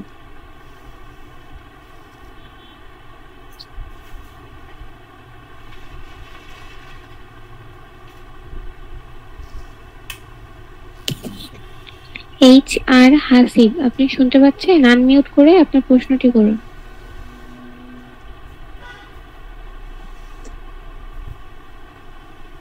আচ্ছা, আরেকজনকে শুরু করি আমরা। এরপর প্রশ্ন করবেন চম্পা আক্তার। হ্যালো, জি বলুন। আসসালামু আলাইকুম। ওয়ালাইকুম আসসালাম। স্যার, আমার সার ব্যবস্থাপনায় একটা প্রশ্ন ছিল যে আমি শশা চাষ করছিলাম, তো মালচিং পেপারে আমি আপনার কথা স্পষ্ট শুনতে পাচ্ছি না। শুনতে পাচ্ছেন স্যার? হ্যালো বলুন, শোনা যাচ্ছে। আমি ওই জিঙ্কের ব্যাপারে একটু জানতে চাচ্ছিলাম। জিঙ্কটা আমি মালচিং করার পর, মালচিং কাটিং করার পর মানে চারা রোপণের একদিন আগে দিছিলাম। এটা কোনো প্রবলেম দাঁড়াবে কিনা এটা একটা প্রশ্ন ছিল। আর একটা প্রশ্ন ছিল শসার ব্রাঞ্চ যেগুলো বেরোয়, ব্রাঞ্চ গুলো মানে শুরুর দিকে বেরোয়, এটা কয় পাতা পর ব্রাঞ্চ গুলো রাখবো, এটা একটা বিষয় জানার ছিল। আরেকটা ছিল শীতকালে আপনার পুরুষ ফুলের সংখ্যা আর কি কম, এটার কোনো ব্যবস্থা, জৈবনাশক বা কীটনাশক বা আপনার কি বলবো হরমোন, এই তিনটা বিষয় একটু জানার ছিল স্যার। আচ্ছা, প্রথমে হলো জিঙ্কের যে প্রশ্নটা, জিঙ্কটা কিন্তু আমি বারবারে বলি, জিঙ্কটা হচ্ছে স্লো রিলিজ ফার্টিলাইজার। এটা কিন্তু খুব সহজে এটা অ্যাভেলেবেল হয় না, মাটির সাথে মেশে না, যার কারণে এটা আমি প্রথম চাষেই দিতে বলি। ঠিক আছে, তাহলে আচ্ছা। এটা চাষের সাথে মিক্সার হবে বা আপনার লাঙ্গলের সাথে যেটাই বলেন, খুব দ্রুত মাটির সাথে মিশে যাবে, পরবর্তীতে আস্তে আস্তে গাছ নিতে পারবে। দ্বিতীয় প্রশ্ন ছিল হচ্ছে কি যে শীতকালে শসাতে পুরুষ ফুলের সংখ্যা কম, এটা তাই না? জি স্যার, জি স্যার। আচ্ছা, শীত এবং গ্রীষ্ম যেটা আমি বলছি শসার ক্ষেত্রে এই দুই সমস্যাটা হয়। সেক্ষেত্রে হরমোন হিসাবে আপনি যদি পিজিআর হিসাবে জিব্রেলিক অ্যাসিড সিলেক্ট করেন তাহলে এই সমস্যাটা হবে না, এটা একটা ব্যালেন্স তৈরি করে দেয়। ঠিক আছে। আচ্ছা স্যার। আর একটা ব্রাঞ্চ স্যার, শসা গাছের ব্রাঞ্চ, নিচে যে ব্রাঞ্চ গুলো আসে। আচ্ছা, ব্রাঞ্চের ক্ষেত্রে যেটা নিয়ম, যেহেতু হাইব্রিড শসা গাছ বেশি দিন থাকে না, প্রায় 2.5 থেকে 3 মাসের ভিতরেই গাছটা নষ্ট হয়ে যায়, আর 22 থেকে 25 দিনের ভিতরেই যেহেতু ফল দেওয়া শুরু করে, সেক্ষেত্রে আপনারা চেষ্টা করবেন যে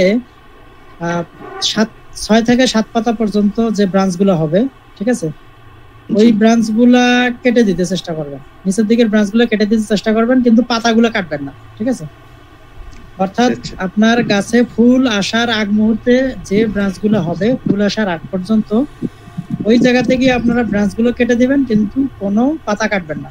ঠিক আছে, কিন্তু ব্রাঞ্চ যদি আপনারা কাটেন অবশ্যই ধারালো কোনো জীবাণু মুক্ত চাকু বা ব্লেড দিয়ে কাটবেন, হাত দিয়ে এবড়ো থেবড়ো করে কাটবেন না। আর চেষ্টা করবেন যে একই দিনে কাটার, একদিনে কেটে কাটার পরে আপনাকে একটা ছত্রাকনাশক দিতে হবে, সেটা হচ্ছে কপার গ্রুপের, কপার অক্সিক্লোরাইড গ্রুপের ছত্রাকনাশক স্প্রে দিতে হবে, না হলে ওই অংশ থেকে ক্ষত তৈরি হয়ে ব্যাকটেরিয়া জনিত সমস্যাগুলো বাড়বে। এটা। আচ্ছা স্যার, ধন্যবাদ স্যার। এরপর প্রশ্ন করবেন চম্পা। আসসালামু আলাইকুম। আচ্ছা বলুন।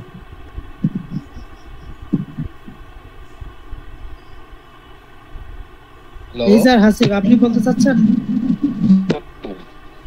চম্পা আক্তার বলুন। স্যার শুনতে পাচ্ছেন? শুনতে পাচ্ছি, বলুন। স্যার ওই যে শসাতে মাচা তৈরির ক্ষেত্রে স্যার এ প্যাটার্ন মাচা যে দুই পাশে করার পর মাঝখান দিয়ে রশি টেনে স্যার ওই নেটটা কিভাবে দিতে হবে স্যার? নেট বিছানোটা হলো জাস্ট হলো আপনি আগে এই খুঁটিগুলা ওই স্ট্রাকচারে এই প্যাটার্নের করে নেবেন। ঠিক আছে, তারপর ওই যে আপনার, আচ্ছা আমি আরেকটা দেখাই তাহলে। জি স্যার, ওটা দেখান। এর ফাঁকে অন্য কারো কোনো প্রশ্ন আছে? অন্য কারো কোনো প্রশ্ন থাকলে আমি এটা দেখাতে আমার প্রশ্ন স্যার, স্যার ওই যে স্যার ড্রেন থেকে ওই যে ড্রেন থেকে কত দূরে বেডে স্যার চারা রোপণ করতে হবে যাতে খাদ্য নিতে সুবিধা হয় বা কোনো অসুবিধা না হয়? ড্রেন থেকে আপনি তো বললামই যে এটা আপনার যদি বেড আপনার 3 ফিট হয়, তাই না? 3 ফিট হলে আপনার দুই দিকে 1 ফিট ছেড়ে মাঝখানে 3 ফিটের, তাহলে 2 ফিটে দুই দিকে 2 ফিট করে ছাড়লে মাঝ বরাবর আপনার করতে হবে। এখন মালচিং এ তো আপনি একবারে কিনারা বরাবর তো করতে পারবেন না। এই ছবিটা দেখেন আপনার মাঝ বরাবর হয়েছে কিনা। মাঝ বরাবর, জি স্যার, মাঝ বরাবর আপনি দিবেন। আর একটা কি প্রশ্ন ছিল আপনার জন্য? 4 ফিটের বেড যদি হয় স্যার, সেই ক্ষেত্রে 4 ফিটের বেড হলে আপনি ডাবল সারি দিতে হয়। ডাবল সারি হবে। দুই দিকে হাফ ফিট করে ছাড়বেন, এদিকে হাফ ফিট ছাড়বেন, এদিকে হাফ ফিট ছেড়ে আপনি রো করবেন। ঠিক আছে, জি স্যার, জি। আর হলো মাছার ক্ষেত্রে যেটা, এই যে মাছা আপনার এই যে মাছাটা দিলেন, ঠিক আছে, এই যে আপনি খুঁটি দাঁড় করালেন, এই জায়গায় বেঁধে দিতে হবে না? এই অংশটাতে বেঁধে দিবেন এবং এই বরাবর একটা শক্ত রশি অথবা জিয়ে তার টানা দিবেন। তারপর আপনি নেটটা দুই দিকে ছড়াই দিবেন, দেওয়ার পর আপনি উপর নিচে বেঁধে দিবেন, তাহলে হয়ে যাবে। নেটটাকে স্যার উপর থেকে ছড়াই দিতে হবে? উপর থেকে? হ্যাঁ, উপর থেকে ছড়াই দিতে হবে, দুই দিকে ফালাই দিতে হবে। এই যে খুঁটির দুই দিকে আপনাকে মাছ বরাবর, এটা যদি হয় দুই দিকে ছড়াই দিবেন, তাহলে আপনি এই পর্যন্ত আসতেছে, এই পর্যন্ত আসতেছে। তারপর আপনি এখানে একটু বেঁধে দিবেন ওই যে জিএ তারের সাথে, আবার এর নিচে এই জায়গায় বেঁধে দিবেন, বাস হয়ে গেল। আর স্যার মালচিং স্যার বিছানোর পরে স্যার যে ছিদ্রটা কি দিয়ে করতে হবে স্যার? ওটা ছিদ্রটা যে আচ্ছা, চারা মালচিং লাগানোর জন্য স্যার। ছিদ্র করার হচ্ছে যে ইয়া পাওয়া যায় এখন বাজারে, আর সেটা যদি আপনি না পারেন তাহলে আপনি হলো যে কি করবেন, আপনার ওই যে বাসায় যে দেখবেন যে কি বলি আমরা, ডেনিসের যে ইয়া কি বলে না, ওই যে চায়ের যে ইয়া পাওয়া যায় কনডেন্স মিল্ক, ঠিক আছে, কনডেন্স মিল্কের যে ইয়া থাকে ওই পরিমাণ, ওই যে কৌটার যে মুখটা ওটা ধারালো থাকে, ওটা আপনারা খুলে জাস্ট নিচের অংশটা ধরে এরকম করে আপনারা ইয়া করতে পারেন, এটা দিয়ে খুব সহজে করা যায়।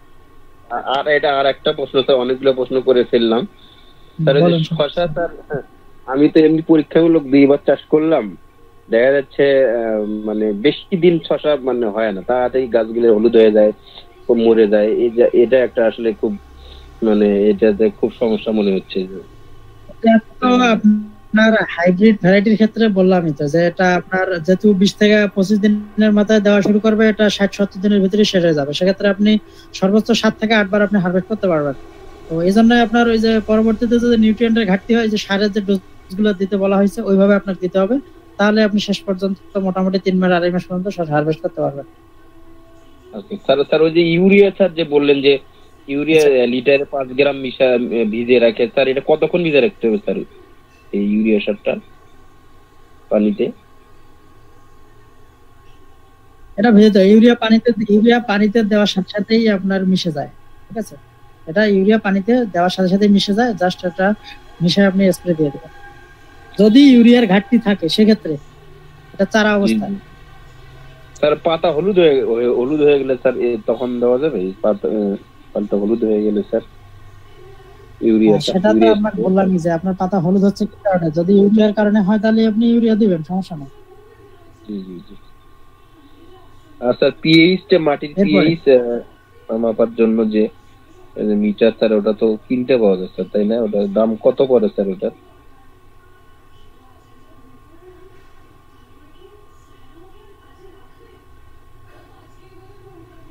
ঠিক আছে স্যার, ধন্যবাদ স্যার। অনেক দাম বেশি না এগুলা এখন, না সমস্যা নাই।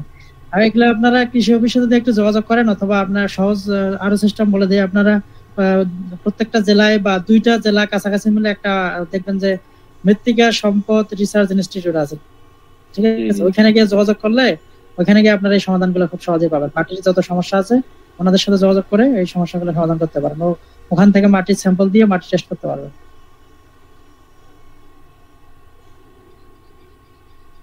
এরপরে কি আছে শাহনাজ, দেখো তো। আচ্ছা, এরপরে প্রশ্ন করবেন এমডি মিরাজ হোসেন সুজন।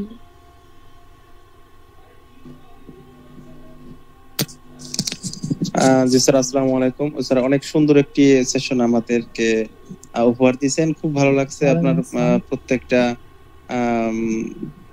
প্রত্যেকটা বিষয়ের আপনি খুব সুন্দরভাবে সাবলীলভাবে আমাদেরকে বুঝিয়েছেন, এর জন্য অসংখ্য ধন্যবাদ স্যার। আমার প্রশ্ন হচ্ছে, আপনি বলছেন যে ওই সার দেওয়ার ব্যাপারে, সারটা যে নালার মধ্যে দিব, সেক্ষেত্রে নালার মধ্যে ছিটাই দিয়ে আপনার যে আমরা পানিটা দেব, যদি আপনার মাটিটা অনেক শুকনো থাকে, সেক্ষেত্রে আমি যে মানে ঢালাই সেচ যেটা বলি, সারটা দেওয়ার পরে কি ঢালাই সেচ দেবো, নাকি সেচ দেওয়ার পরে আর কি সারটা ছিটিয়ে দেবো নালার মধ্যে দিয়ে? এটা একটা প্রশ্ন স্যার। সেক্ষেত্রে আমি যদি নালার মধ্যে দিয়ে দুইভাবে করতে পারেন, এটা দুইভাবে করতে পারেন আপনি। আচ্ছা আচ্ছা আচ্ছা, সেক্ষেত্রে সেটা হলো আপনি সারটা কি কতটুকু কাজ দিবে? সার অবশ্যই গাছ নিতে পারবে, কোনো সমস্যা নাই। এখন যেটা হয়, আপনি ভালো হয় যদি আপনি পানি ছেড়ে দেওয়ার পর, পানি দেওয়ার পরে যেহেতু পানিটা আমি তো বলে দিচ্ছি, এটা কিন্তু আপনার পানিটা এমন ভাবে দিবেন যেন 1.5 থেকে 2 ঘন্টার ভিতরে শুকায় যায়, এর বেশি কিন্তু দেওয়া যাবে না। প্রয়োজনে আপনার 7 দিন পর সেচ দিতে হবে, তাই বলে আপনি 10 দিন পর সেচ দিবেন, সেটা মনে করে যদি আপনি একবারই বেশি দিয়ে দেন তাহলে গাছ মারা যাবে। সেক্ষেত্রে নালার মধ্যে পানি ছেড়ে দিবেন, পানি আপনার যে পরিমাণ দরকার ওই পর্যন্ত হয়ে যাওয়ার পরে আপনি সারটা ছিটে দিতে পারেন, অথবা আগে দিয়েও পানি দিতে পারেন, সমস্যা নাই। এটা মাটির সাথে মিক্সড হয়ে গেলেই এই যে রসটা যেহেতু 2 বেডের মাঝখানে চলে যাবে, সেক্ষেত্রে গাছ কিন্তু ইজিলি নিতে পারবে, সমস্যা হয় না। স্যার আমাদের মালচিং যে পেপারটা, এটা মানে আমাদের কি কতটুকু খরচ পড়তে পারে? আর আর হচ্ছে এই একটা মালচিং কি একটা ফসলের জন্য কি করা যাবে, নাকি এটা একাধিক ফসলে ব্যবহার করা যাবে?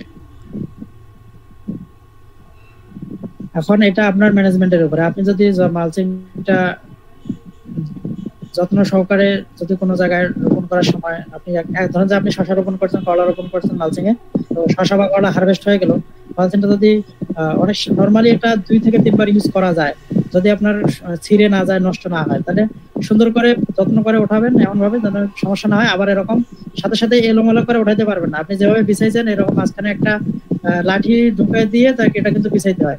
একইভাবে লাঠি ঢুকাই দিয়ে এক পাশ থেকে মোড়াই নিয়ে আসবেন, তাহলে সমস্যাটা হবে না। আপনি এলোমেলো ভাবে উঠাইতে যাবেন, তাহলে ছিঁড়ে যাবে, নষ্ট হয়ে যাবে, পরবর্তীতে বিছাতে পারবেন না। তো এটা ডিপেন্ড করবে আপনি কতটুকু ইয়া করতেছেন। আর দাম খুব বেশি না, একটা রোল এগুলা বিভিন্ন ব্র্যান্ডের হয়। আমাদের এই কৃষি ক্লিনিক শপেও এগুলা পাওয়া যায়, তো ওখানে যদি আপনারা নক করেন তাহলে বিস্তারিত জানতে পারবেন। এবং আমাদের কাছে যদি কোনো প্রোডাক্ট আপনারা কেনেন, আমাদের এই কৃষি ক্লিনিক শপ আছে, ওইখান থেকে আপনারা জৈব বালাইনাশক কিনতে পারবেন, ঠিক আছে, মালচিং পেপারও কিনতে পারবেন। তো আমরা চেষ্টা করি সর্বোচ্চ ভালো মানের যে ইয়াগুলো সেগুলো সার্ভিস দেওয়া। আশা করি আমাদের কাছ থেকে যদি কিনতে পারেন কোনো সমস্যা হবে না, বাইরে থেকে আপনার পছন্দ মতো কিনতে পারেন। স্যার আমরা যে শশার বীজটা লাগাবো, এটা কি সরাসরি বীজ লাগাবো, নাকি ওইটা অন্য জায়গায় বীজটা মানে রোপণ করে সেটা গাছ বানায়া তারপরে হচ্ছে আপনার ওই ফাঁকা জায়গায় আমরা রোপণ করব গর্তের মধ্যে, কোন ভাবে? এটা তো আমি বললাম যে আপনি কিভাবে করবেন, এখন আপনার সুবিধা যেরকম আপনি যেভাবে করবেন সেভাবে আপনি করে নেবেন, এটা আপনার ইচ্ছার উপরে।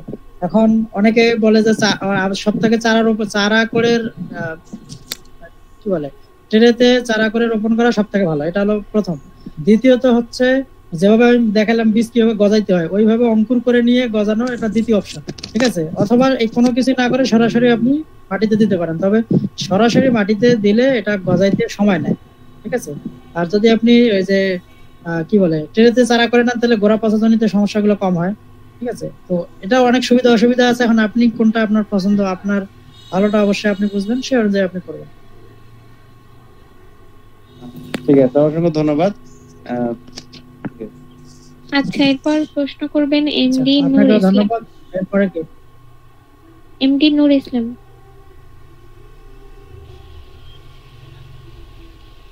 আসসালামু আলাইকুম। ওয়ালাইকুম আসসালাম। জি স্যার, আমার প্রশ্ন হচ্ছে, বলুন। আমি 30 শতক জমিনে শশা করছিলাম, এখন বর্তমানে আছে, তো অতিরিক্ত বৃষ্টির কারণে শশার গোড়া থেকে, অর্থাৎ গাছের গোড়া থেকে যে কিছু সামান্য কিছু মাটি সরে গেছে মালচিং এর উপরেই, ওই যে ছিদ্র আছে গ্লাস দিয়ে মালচিংটা ছিদ্র করছিলাম, এখন ওইখানে কি কিছু মাটি দিলে কোনো সমস্যা হবে?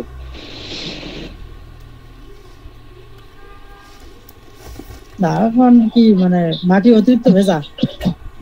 হ্যাঁ, মাটি ভেজা, এবং আমি কিছুদিন আগে ওখানে মেন্টালিক্স প্লাস ম্যানকোজেব এবং কার্বনডাজিম স্প্রে করছিলাম, যেহেতু পচন না আসে, মাটি ভেজা বেলে মাটি। এখন গাছ কিন্তু অনেক শক্ত হয়ে গেছে, হার্ড হয়ে গেছে গাছ, একটু যদি নড়াচড়া হয় তাহলে গাছটা মানে ভেঙে যাচ্ছে বা ফেটে যাচ্ছে। আপনার স্প্রেটা বেশি হয়ে গেছে। কার্বনডাজিম, শুধু কার্বনডাজিম ছোট গাছে বেশি পরিমাণে স্প্রে দিলে গাছটা শক্ত হয়ে যায়, তারপর আবার ওখানে আপনি মেটালেক্সিল দিচ্ছেন, তো এটা তো হবেই। যাই হোক, এখন আপনি যেটা করতে পারেন, আপনার ড্রেনেজ ব্যবস্থাটা ভালো করেন, ঠিক আছে, ড্রেনেজ ব্যবস্থাটা ভালো করেন। দ্বিতীয়ত হচ্ছে গাছের যে মালচিং এর যে জায়গাটা ছিদ্র করে রোপণ করছেন ওইখানে ছাই মেশা দিতে পারেন।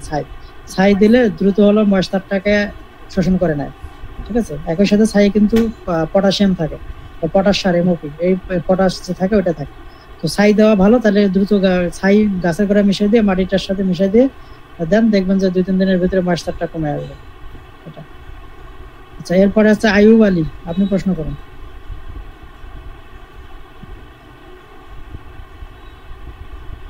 আইয়ুব আলী শুনতে পাচ্ছেন? প্রশ্ন করুন।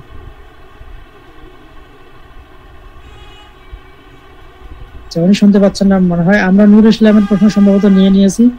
এরপর হচ্ছে মোহাম্মদ ইব্রাহিম আলী। আসসালামু আলাইকুম। ওয়ালাইকুম আসসালাম।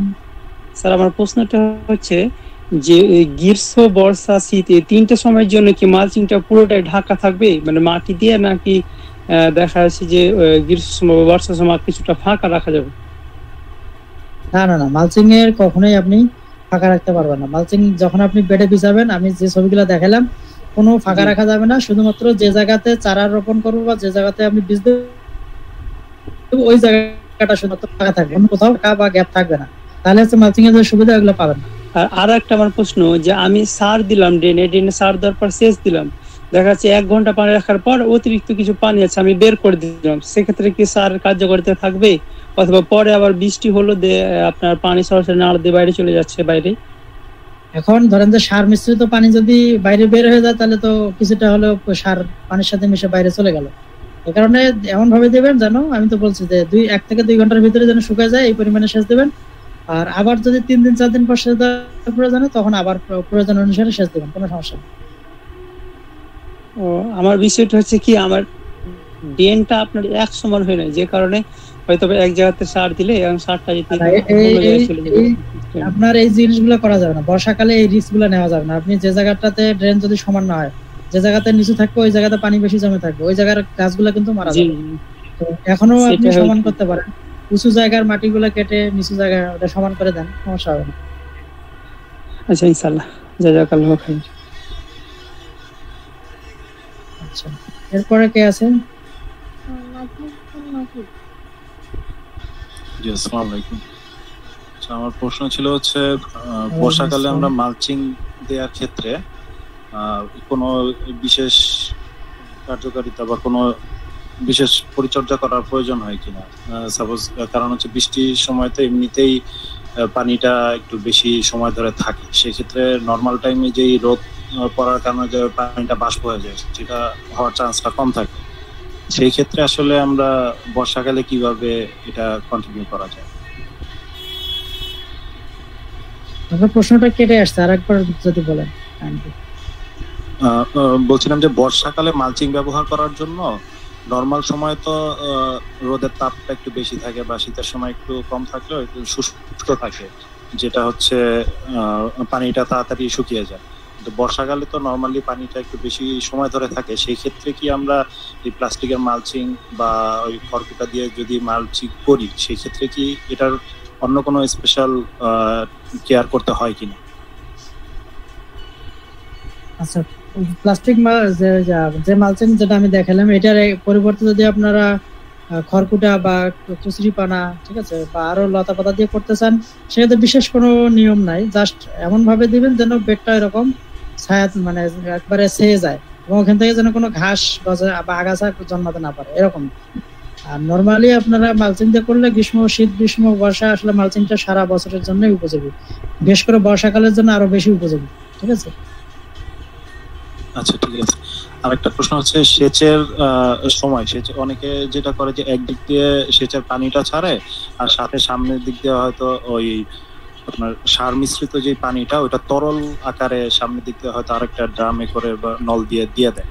সেইটা কেমন, মানে উপকারী বা কোনো অপচয় হয় কিনা? এখন এটা যেহেতু আমি সার নরমালি আপনার যেহেতু দিচ্ছেন 1 থেকে 2 ঘন্টা আপনার পানিটা থাকতেছে এবং জমিটা ভেজা থাকতেছে প্রায় আরো 5-6 ঘন্টা বা 7-8 ঘন্টা, সেক্ষেত্রে এত পরিশ্রম করার প্রয়োজন নাই। আপনি পানি ড্রেনে ছাড়ে দেন, দেওয়ার পরে আপনার যে সারের হিসাব করা আছে ওইটা ড্রেনের মধ্যে ছিটাই দেন, ঝামেলা শেষ। আর যদি ওভাবে দিতে চান দিতে পারেন, কোনো সমস্যা নাই। আপনার সার জমিতে পৌঁছালেই হলো, গাছের কাছে। আচ্ছা, ধন্যবাদ। আর হচ্ছে গ্রীষ্মকালের আর শীতকালের যে ভ্যারাইটি গুলো আছে, এটা যদি এমন হয় যে আমি শীতকালের ভ্যারাইটিটা গ্রীষ্মকালে লাগাতে চাই, সেই ক্ষেত্রে কি কোনো প্রবলেম হবে? সেটা অবশ্যই প্রবলেম হবে, সেটা তো আমি শুরুতে বলছি। যেটা যে সময়ের জন্য আপনার, সেটা সে সময় রোপণ করতে হবে, কারণ ওই যাত্রা ওই সময়ের জন্য উপযোগী করে আপনার ভ্যারাইটিটাকে ডেভেলপ করা হয়েছে। তাহলে ওই যে সমস্যা যেটা হবে যে পুরুষ ফুলের সংখ্যা বেশি হবে বা স্ত্রী ফুল নাই, এই সমস্যাগুলো হবে, তখন কিন্তু ফলন পাবেন না। তো এটা কিন্তু ইম্পর্টেন্ট ফ্যাক্টর, এটা অবশ্যই আপনার মানতে হবে। আচ্ছা, ধন্যবাদ। আর লাস্ট কোশ্চেন হচ্ছে, আমরা যে ইয়েলো কার্ড বা ব্লু কার্ড গুলো ইউজ করি, ওটা আপনি বললেন যে গাছ থেকে 1 হাত বা 1.5 হাত উপরে ইউজ করতে, তো ওইটা কি অন্যান্য যে কোনো ফসল বা ফলের গাছের ক্ষেত্রেও কি সেম এফেক্ট করে, সেম ভাবে ইউজ করব? এটা সব ধরনের সবজির ক্ষেত্রে তাই, সব ধরনের সবজির ক্ষেত্রে আপনার স্টিকি ট্র্যাপের নিয়ম হচ্ছে ওটা, ঠিক আছে? আচ্ছা, সেই ক্ষেত্রে আবার দেখা যায় যে অনেক সময়, আচ্ছা এটা কি এমন কারণে যে পোকামাকড় গুলো উপর থেকে উড়ে এসে এফেক্ট করে গাছকে, এই কারণে নাকি অন্য? এটা মূলত যেহেতু শোষক পোকা, সায়েন্টিফিক ভাবে আমি সহজ করে যদি বোঝাই যে শোষক পোকাগুলো আমাদের এফেক্ট করতেছে কোন জায়গায়, আমি কিন্তু দেখিয়েছি, বলেন তো কোন জায়গায় অ্যাটাক করতেছে? আপনার থ্রিপস, তারপর হলো যে সাদা মাছি, জাপ পোকা, তার মানে হচ্ছে গাছের ডগায়, কচি পাতায় কিন্তু সমস্যাগুলো করতেছে এবং ভাইরাসটা কিন্তু ওখান থেকে ছড়াচ্ছে। তো আমাদের টার্গেট কিন্তু শোষক পোকাটাকে দমন করা। শোষক পোকা যেহেতু ওই পোকাগুলা এই রঙগুলোর প্রতি আকৃষ্ট, এই রঙের মধ্যে আমরা কি দিয়ে দিছি, গাম দিয়ে দিচ্ছি, আটা। তো তখন ওরা কি করবে যে পছন্দ, ধরেন যে আপনার মাংস খুব পছন্দ, মাছ আপনার কম পছন্দ, তাহলে আপনি ভাত খাওয়ার সময় আপনি কোনটা আগে সিলেক্ট করবেন? অবশ্যই মাংসটাকে আপনি আগে খাবেন, আপনার যেটা পছন্দ, আপনার যেটা অভ্যাস। তো যেহেতু ওই পোকাগুলার অভ্যাস হচ্ছে ওই রঙগুলাকে তারা বেশি পছন্দ করে, তখন তারা কি করবে যে আপনার ওই গাছের রস চুষে খাওয়ার থেকে আগে সে ওই রংটার কাছে যাবে। সে তার টেন্ডেন্সি হলো ওইখানে পছন্দের কিছু তার আছে, মানে ওখানে কি বলে জাকজমক কোনো কিছু একটা হচ্ছে, সেই রকম মনে করবে। এটা তার বিহেভিয়ার, মানে ইনসেক্টের। আমরা যেহেতু এগ্রিকালচারিস্ট, আমরা এগুলা বিহেভিয়ার, এগুলো বোঝাতে গেলে অনেক টাইম লাগবে, তাই আমি সংক্ষেপে বোঝাচ্ছি। যেটা হলো ইনসেক্টের বিহেভিয়ারাল কন্ট্রোল, যে এই বিহেভিয়ার হচ্ছে এই জিনিসটা তাকে আকৃষ্ট করতেছে। তাহলে সেখানে আমার আঠা দেওয়া আছে, সে কিন্তু আগে ওখানে গেল, তাহলে এটা যদি আমার নিচে থাকে, গাছের ডগার এক হাত নিচে থাকে, তাহলে ওর টার্গেটটা কিন্তু ঠিক ওই লেভেলে যাচ্ছে না। এই কারণে আমাদের টার্গেট হলো যেহেতু সে ভিজিবল হইতে হবে। এখন গাছের নিচে দিলে তো ভিজিবল হচ্ছে না, অনেক সময় সে কাঠ খুঁজে পাবে না, তাহলে তার যে কাজ, সে ডগাতে গিয়ে অ্যাটাক করবে, রস চুষে ভাইরাস ছড়াবে। মানে আমি যদি এটা উপরে দিয়ে রাখি, তার মানে কি এটা উপরে ভিজিবল হচ্ছে, তাহলে তার টেন্ডেন্সিটা সে খুব সহজেই ওই রংটা দেখতে পাচ্ছে এবং ওখানে গিয়ে সে আটকা পড়তেছে। এটা মূলত সায়েন্টিফিক্যালি এই জন্য এটাকে এইভাবে দেওয়া হয়েছে। জি, ধন্যবাদ। আর এই কার্ডগুলা ভালো মানের কার্ড আমাদের কাছ থেকে নিতে পারবেন, ঠিক আছে? আমাদের এই কৃষি ক্লিনিক শপের যে লিঙ্কটা আছে ওটা আমি আপনাদের গ্রুপে দিয়ে দেবো। আপনার এখান থেকে জৈব বালাইনাশক, আপনার ফেরোমন ট্র্যাপ, টারজান ফাঁদ, তারপর আপনার কি বললাম মালচিং পেপার, তারপর ট্রাইকোডার্মা সমৃদ্ধ জৈব সার, ভালো মানের গুলা আমরা সাপ্লাই করি, ঠিক আছে? তো আপনারা চাইলে আমাদের কাছ থেকে নিতে পারবেন, এগুলো হোম ডেলিভারি দেওয়া হয়। জি, অবশ্যই ট্রাই করব ইনশাআল্লাহ। ধন্যবাদ। আচ্ছা, এরপর প্রশ্ন করবেন এমডি আনিসুল হাকিম। আসসালামু আলাইকুম স্যার, আমাকে শুনতে পাচ্ছেন? জি, শুনতে পাচ্ছি, বলুন। স্যার, আমি একটু সেশনের শুরুতে আপনি যে কথা বলেছেন এডব্লিউডি পদ্ধতি নিয়ে, সেটার উপরে একটা কোশ্চেন করতে চাই স্যার। বর্তমান সময়ে তো স্যার এখনো প্রচুর গরম পড়ছে, হ্যাঁ, তো এই সময় যদি কেউ এডব্লিউডি করে, আপনি তো বলেছেন যে বড় মৌসুমের জন্য আসলে এটা খুব ফিজিবল, তো আমন মৌসুমে যদি কেউ এডব্লিউডি পদ্ধতি ইউজ করে, তো এটা সুফল কি পাওয়া যাবে না? কাঙ্ক্ষিত যে মানে সুফলটা আছে সেটা কি হবে না?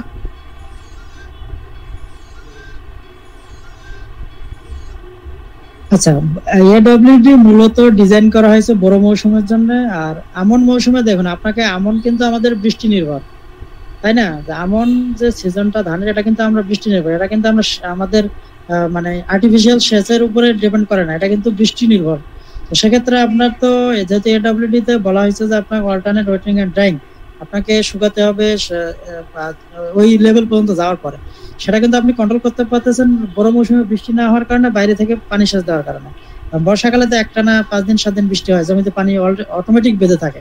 সেক্ষেত্রে কিন্তু আপনার এই জিনিসটাকে এখানে অ্যাপ্লাই করার কোনো প্রয়োজন নেই, কারণ আপনি তো পানি বের করতে পারবেন না। আপনি পানি বের করে কোথায় নিয়ে যাবেন? আপনার পাশের জমিও তো পানি বেঁধে আছে, তাই না? এই জন্য এই জিনিসটা শুধুমাত্র বড় মৌসুমের জন্য সুইটেবল, এবং ওইখানে এটাকে অ্যাপ্লাই করার জন্য বলা হয়েছে, পানি সাশ্রয় করার জন্য। ওকে স্যার, ধন্যবাদ স্যার।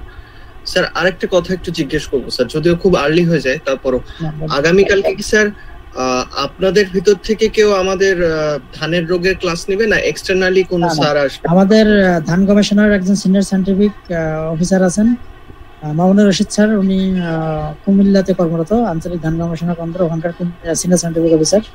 উনি মূলত ধানের রোগ নিয়ে সেশন নেবেন, শুধুমাত্র রোগ নিয়ে, ধানের রোগ নিয়ে আপনাদের যত প্রশ্ন আছে তাই করতে পারবেন। ওইখানে আবার পোকামাকড় নিয়ে প্রশ্ন করতে গেলে কিন্তু অ্যানসার দেওয়া হবে না, ঠিক আছে? জি স্যার, ঠিক আছে স্যার, ঠিক। আসসালামু আলাইকুম। এরপর প্রশ্ন করবেন লিটন দাস।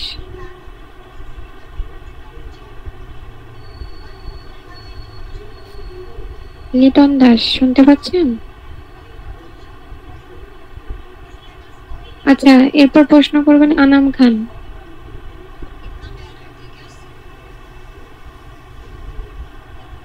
আচ্ছা, অনেকেই হাত তুলেছেন, একটু দ্রুত রেসপন্স করেন, তাহলে সবার অ্যান্সার দিতে পারবো। আমার প্রশ্ন ছিল বুর্দ মিক্সার যে ছত্রাকনাশকটা, এটা কি এই সবজির জমিতে ছোট অবস্থায় বা যে কোনো সময় ব্যবহার করা যাবে কিনা? আর আরেকটা প্রশ্ন হচ্ছে মালচিং পেপার শশা চাষ করার পরে শশা যখন ওইটা উঠানো হচ্ছে বা মারা যাচ্ছে শশার গাছগুলা, তখন মালচিং পেপারটা না উঠিয়ে আবার করলা বা অন্য সবজি চাষ করা যাবে কিনা? হ্যাঁ, এটা অবশ্যই যাবে, তবে মালচিং পেপারটা উঠাতে হবে সুন্দর করে, উঠিয়ে আবার একটু ফার্টিলাইজার দিতে হবে, কারণ আপনি যে প্রথমে যে সারগুলো দিচ্ছেন ওটা কিন্তু ওই ফসলের জন্য, তো ওটা কিন্তু দেখা যাবে যে ওখানে 70% বা 80% কিন্তু ওই ফসল নিয়ে নিয়েছে। তো মালচিংটা সুন্দর করে রোল অবস্থায় উঠাবেন, ওটায় জাস্ট প্রথমবার যে সার দিয়েছেন ওই সারের অর্ধেক পরিমাণ সার দিবেন পরের বার, দিয়ে ওটা আর একটু পারলে একটু কুপাই দেবেন। কুপাই দেওয়ার পর যদি আপনার পূর্বের ফসলের যে গোড়া বা যে গাছ থাকে ওগুলো সুন্দর করে তুলে ফেলবেন, ঠিক আছে? তুলে ফেলার পর ওইখানে চেষ্টা করবেন ট্রাইকোডার্মা দেওয়ার, ঠিক আছে? ট্রাইকোডার্মা সমৃদ্ধ যে জৈব সারগুলো আছে, অথবা শুধু ট্রাইকোডার্মা আপনার সারের সাথে মিশিয়েও দিতে পারবেন, জৈব সারের সাথে মিশিয়ে দিয়ে কুপাই দিয়ে তারপর আবার মানে মোটামুটি বেডটা আপনার প্রস্তুত করে নিতে হবে, তারপর আপনি ফসল চাষ করবেন। তবে চেষ্টা করবেন যেহেতু শশা করছেন পরবর্তীতে আবার শশা না করতে, তখন ওইখানে করলা বা সিম বা অন্য কিছু করতে, একটু অল্টারনেট করে চাষ করতে হবে। মানে একই বারবার যদি একই সব জিনিস করেন তাহলে এই যে সমস্যা রোগ বালাইগুলা প্রাদুর্ভাবটা বেশি দেখা যাবে। বুর্দ মিক্সার ব্যবহার করতে পারবো কি? বুর্দ মিক্সার ব্যবহার করতে পারবেন। আমি বললাম যে আপনি গামি স্টেম ব্লাইট যদি হয় সেক্ষেত্রে আপনি গামি স্টেম ব্লাইটের জন্য গাছের গোড়ায় লাগিয়ে দিতে পারেন, এই ক্ষেত্রে ব্যবহার করতে পারবেন।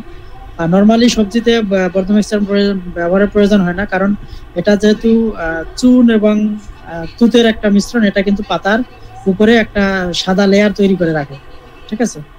সবজি যেহেতু যদি এখন আপনি শশা করলা ব্যবহার করার পর আপনি এটা স্প্রে দেন বা বুর্দ মিক্সার স্প্রে দেন মানে ফলের উপরে বা গাছের উপরে, তাহলে কিন্তু এগুলা ফলের গায়ে লেগে থাকবে, তখন কিন্তু এগুলো আপনার শরীরে চলে যাবে বা আপনি এই ফলটা কিন্তু বিক্রি করতে পারবেন না।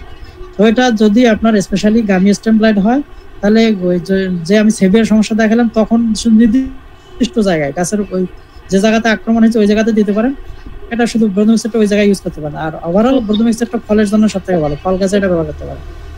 স্যার লাউ গাছের গামি স্টেবলাইট হওয়াতে আমি ওইটা পেস্ট ব্যবহার করছি, ভালো রেজাল্ট পাইছি, খুব ভালো রেজাল্ট পাইছি। হ্যাঁ, এগুলো তো পরীক্ষিত, আমি তো যেগুলা কথা বলতেছি এগুলো সব আমার ফিল্ড এক্সপেরিয়েন্স থেকে বলতেছি। ইভেন যে জিনিসগুলা আপনারা ফেস করেন আপনাদের দেখবেন যে আমি যে জিনিসগুলো অলরেডি বলে দিয়েছি আপনাদের প্রায় 80% কোয়েশ্চেনের অ্যান্সার কিন্তু আপনারা পেয়ে গেছেন। হয়তো সেশনের মাঝখানে আপনারা প্রশ্ন করার জন্য সুযোগ খুঁজছিলেন কিন্তু দেওয়া হয়নি, কিন্তু আমি কিন্তু আপনার কি যেহেতু আপনাদের সাথে কাজ করছি দীর্ঘদিন ধরে, তো আমি কিন্তু জানি যে কোন জায়গায় কোন সমস্যাগুলো হয়, তো এগুলা আসলে আইডেন্টিফাই করে সলিউশনগুলো নিয়ে আসা। আচ্ছা স্যার, আরেকটা প্রশ্ন লাস্ট, আপনি একটা প্রশ্ন করার আপনি বলছেন যে উপসহকারীদের সাথে কথা বলার দরকার নেই, কৃষি অফিসার এবং সহকারী কৃষি অফিসার বা সম্প্রসারণ কর্মকর্তা যিনি আছে ওনাদের সাথে কথা বলুন। এটা হচ্ছে ও না, এটা এক্ষেত্রে আমি ছোট করার জন্য বলি না, এটা ভুল বুঝতেছেন।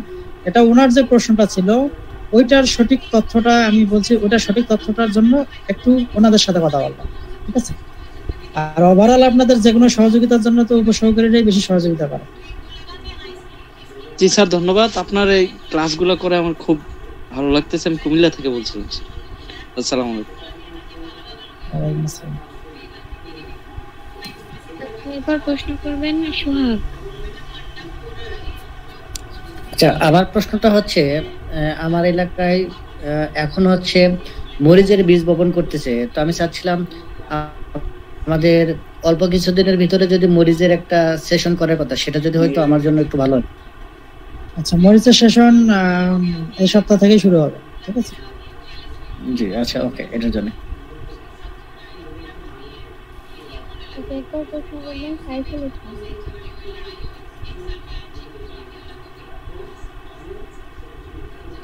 যারা প্রশ্ন করেছেন তারা একটু হ্যান্ডটা লোয়ার করলে ভালো হয়, তাহলে বুঝতে পারবো। এই যে চম্পা আক্তার ইনারা প্রশ্ন করেছিলেন। ওয়ালাইকুম আসসালাম। আমি সাবিলিস বলছিলাম। আমার সমস্যা হলো যে আমি কিছুদিন আগে করলা গাছ লাগাইছিলাম 40% জমিতে। 20% করলা গাছ এমন ভাবে মরে গেল যে কোনো কিছু দিয়েই শেষ রক্ষা হলো না।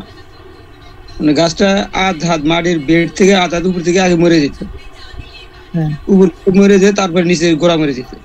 আচ্ছা, এখন ঠিক আছে, সমস্যা কি হয়েছে এটা আমি বুঝতে পারছি, কিন্তু আপনি বুঝতে পারেন না, কারণ আমরা হচ্ছে ডাক্তার। ঠিক আছে, তো আপনার যে সমস্যাগুলো হয়েছে, আমি যে টেকনিকগুলো দেখাইছি, আপনি কি এইভাবে কখনো মাটিটা তৈরি করে নিয়েছিলেন? আমি যে জিনিসগুলো দিতে বলছি, ট্রাইকোডার্মা কখন দিতে হয়, কিভাবে বেড প্রস্তুত করতে হয়, কেন দিতে হয়, কি পরিমাণে দিতে হয়, এই নিয়মগুলো কি ফলো করছেন? অবশ্যই করেন। মায়ের ট্রাইকোডার্মা দিয়েছিলাম ওয়ান্ডারমা, যেটা এগ্রোয়ানের 3 প্যাকেট, প্রতি প্যাকেটে 3 কেজি দিছি। আমি আপনাকে বলি, অল্প শুধুমাত্র কয়েকটা কোম্পানির প্রোডাক্ট ট্রাইকোডার্মা ভালো। নাম যদি বলি, আমি প্রোডাক্টের নাম বলতেছি। আপনার এই যে ওয়ান্ডারমার ভিতরে আসলে কিছু নাই, শুধু হচ্ছে যে ওই যে পাউডার গুঁড়া ছাড়া কিছু নাই। ঠিক আছে, সত্য কথা যেটা, আমার এগুলো সব অ্যানালাইসিস করা আছে। সব থেকে ভালো হচ্ছে, আমি ওই দিন সেশনে বলছিলাম, অ্যাপেক্স এর হলো আপনার ট্রাইকোপেক্স। ঠিক আছে, এটা সব থেকে ভালো। এখানে অর্গানিজমের সংখ্যা হলো 5 গুণ বেশি। তারপরে হচ্ছে হেকেমের ট্রাইকস্ট, এরপরে হচ্ছে আপনার স্পানের বায়োডার্মা, তারপরে হচ্ছে রাসেল আইপিএম এর ডাইনামিক। এই 4টা প্রোডাক্ট হলো সব থেকে ভালো। ঠিক আছে, এটা আপনার যদি আপনি পাউডার ব্যবহার করেন, বিঘা প্রতি 500 গ্রামই যথেষ্ট। এর থেকে বেশি ব্যবহার করতে পারেন, সমস্যা নেই, সর্বনিম্ন 500 গ্রাম। এটা দেওয়ার নিয়ম আছে। এখন আপনি এটা গোবরের সাথে বা জৈব সারের সাথে মিশিয়ে তারপর দেবেন। আমি সামনে মরিচের জন্য আগের শশার বেডটা সোজা হাল চুন দিয়ে সেচ দিয়ে, শশা আপনার করলাতে যে সমস্যা হয়েছে, আমি যেটা জিনিস দেখালাম, হয়তো ব্যাকটেরিয়াল জনিত সমস্যা বা ছত্রাক জনিত সমস্যা, এগুলো আপনাকে আগে আইডেন্টিফাই করা শিখতে হবে। ঠিক আছে, আমাদের পরের সেশনগুলোতে ওইরকম একটা ভিডিও আছে, আমি ভিডিওটা দিয়ে দেবো, আপনারা ওই ভিডিওটা দেখে শিখতে পারবেন এবং পরের সেশনে এটা আলোচনা করা হবে। তো আমি কিছু গাছ পরে শেষে কি করলাম, যে দেখলাম মাটির নিচ থেকে শুরু করে 1 ইঞ্চি পর্যন্ত গোড়া ফেটে গেছে প্রত্যেকটা গাছেরই, প্রায় গাছগুলোতে। আচ্ছা, ফেটে যাওয়ার অংশ থেকে কি বলে কোনো কষ বের হয়েছে লাল বা খয়েরি রঙের? আমি যে গামি স্টেমলাইটে যেরকম দেখাইছি, কোনো কষ নাই, এমনি বোঝা যাচ্ছে ফাটছে, কিন্তু তোলার পরে যে মানে মাছ ফাটার পরে দেখা গেছে যে কোন পথে ফাটছে বা কি হয়েছে। 1 ইঞ্চি পরিমাণ উপরে মাটির বেড থেকে। সমস্যাগুলো মাটিতে সমস্যাগুলো হয়, তো সমস্যা নাই। এরপর থেকে সমস্যা হলে আমাদেরকে জানাবেন, আমাদের ছবি সহ কৃষি ক্লিনিকে পোস্ট করলে আমরা সমস্যার সমাধানগুলো দিয়ে দেবো। আমি স্যার এটা মরিচের জন্য বেড মানে জমি সাজ দিয়েছিলাম, কিন্তু এখন যে প্রতিদিনই প্রায় একটু বৃষ্টি হচ্ছে, তার জন্য আর মরিচ তার বৃষ্টিটাকে অ্যাভয়েড করে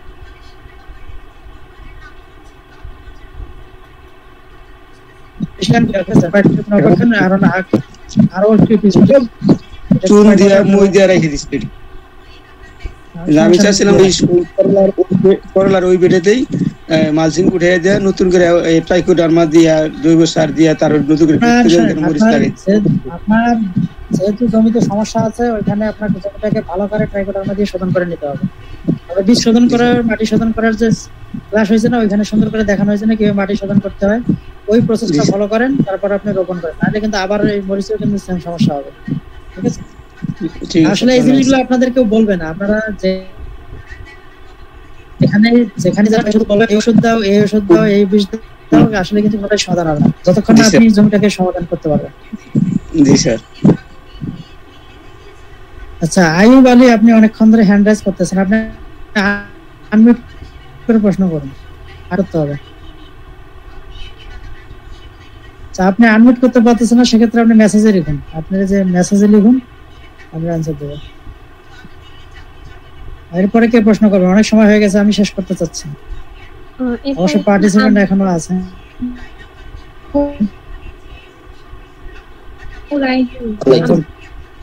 তার এখন কি ফুলকপি চাষ করা যাবে? চাষ করা যাবে, সমস্যা নাই। তবে আপনার জমিটা যদি ভালো হয়, যেহেতু বর্ষাকাল, আপনার জমি যদি উঁচু হয়, পানি নিষ্কাশন ব্যবস্থা ভালো থাকে, বেড করে করতে পারেন, সমস্যা হবে না। তবে অবশ্যই জাত ভালো করবেন, আগাম যে জাত সেগুলো সিলেক্ট করবেন। একটু যদি ওইটা এখন এই মুহূর্তে বলতে পারতেছি না, তবে আপনি মেসেজ দিলে আমরা পরে, আচ্ছা এটা আপনি মেসেজ দিয়ে রাখেন গ্রুপে, আমরা পরে জানাই দেব। আচ্ছা স্যার ধন্যবাদ। তবে এই আরেকটা কথা, এই হলুদ ফাঁকটা এটা কি জমির তারকানি দিলে চারদিকে দিলে ভালো হয় নাকি মাঝখানে মাঝখানে? এটা টোটাল মাঝখানে সমানভাবে ভাগ করে দিতে হবে। আপনারা অনেকে এই যে ফেরোমন ট্র্যাপ গুলো জমির কিনারা দিয়ে দেয়, আসলে এটা নিয়ম না। আপনার জমির মাঝখানে এগুলা নির্দিষ্ট দূরত্ব পরপর দিতে হবে। বিঘা প্রতি যদি 10টা 12টা দিতে হয় তাহলে আপনি ভাগ করে নেবেন যে আপনার কতটুকু দূরত্ব পরপর করতেছে, এটা মেজার করে নিয়ে আইডিয়া করে দিয়ে দেবেন। আর স্যার এই ফিউজুরিয়াম উইল্ডের জন্য চিকিৎসা কি? আসলে ফিউজুরিয়াম উইল্টিং এর কার্যকারী কোনো ট্রিটমেন্ট নাই, ঠিক আছে।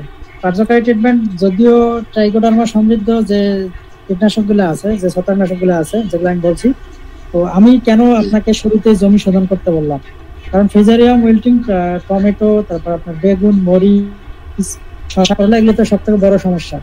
এইগুলো সমাধানের সমস্যা অ্যাভয়েড করার জন্য কিন্তু আমরা ওই জিনিসগুলো বলে দিয়েছি। ওইগুলো করলে সমস্যাগুলো আপনার 60-70% ওভারকাম হবে। আর 30 থেকে 20% যদি সমস্যা দেখা যায় তখন আমরা রাসায়নিক স্প্রে জি স্যার ধন্যবাদ। একটা বিষয় হলো যে রোগের ট্রিটমেন্ট নাই সেটা যেন না হয় তার আগেই ব্যবস্থা নিতে হবে, এটাই। আচ্ছা ধন্যবাদ স্যার। আচ্ছা এরপর প্রশ্ন করবেন তানভীরুল ইসলাম। আসসালামু আলাইকুম স্যার। ওয়ালাইকুম আসসালাম। স্যার আপনি বলছিলেন যে শশার গাছ অনেক সময় যদি একটা দুইটা হয়তো ভালো হচ্ছে না, মানে গ্রোথ এন্ড ডেভেলপমেন্ট, সেক্ষেত্রে আপনি সার না দিয়ে বলছিলেন যে 5 গ্রাম মতো সার 1 লিটার পানিতে গুলে স্প্রে করে দিতে।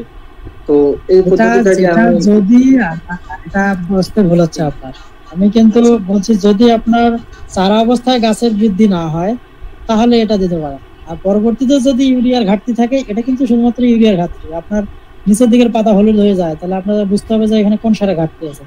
আপনি এটা আইডেন্টিফাই করে তারপর দিবেন। এখন আপনার ইউরিয়ার ঘাটতি নাই, আপনি অযথা ইউরিয়া দিলে তো গাছ শুধুমাত্র ভেজিটেটিভ গ্রোথ হবে, ফুল ফল আসবে না, কারণ লিমিটেশন আছে, আপনার বুঝতে হবে।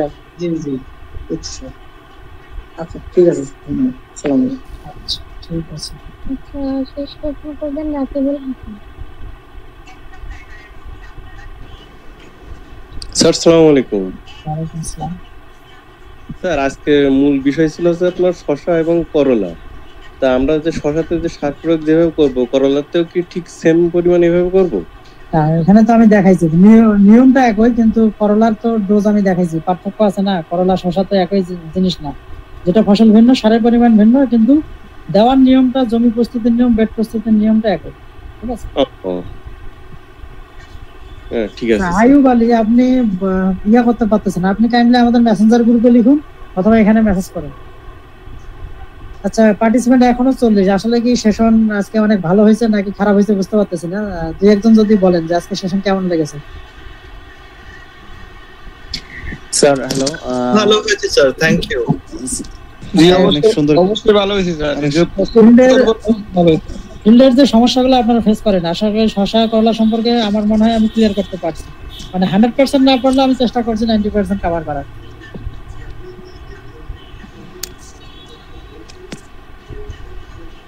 স্যার আপনার প্রত্যেকটা সেশনই অনেক, স্যার আপনার প্রত্যেকটা সেশনই খুব ভালো লাগে, খুব সুন্দর সাবলীল ভাষায় আমাদেরকে মানে বোঝানোর চেষ্টা করেন।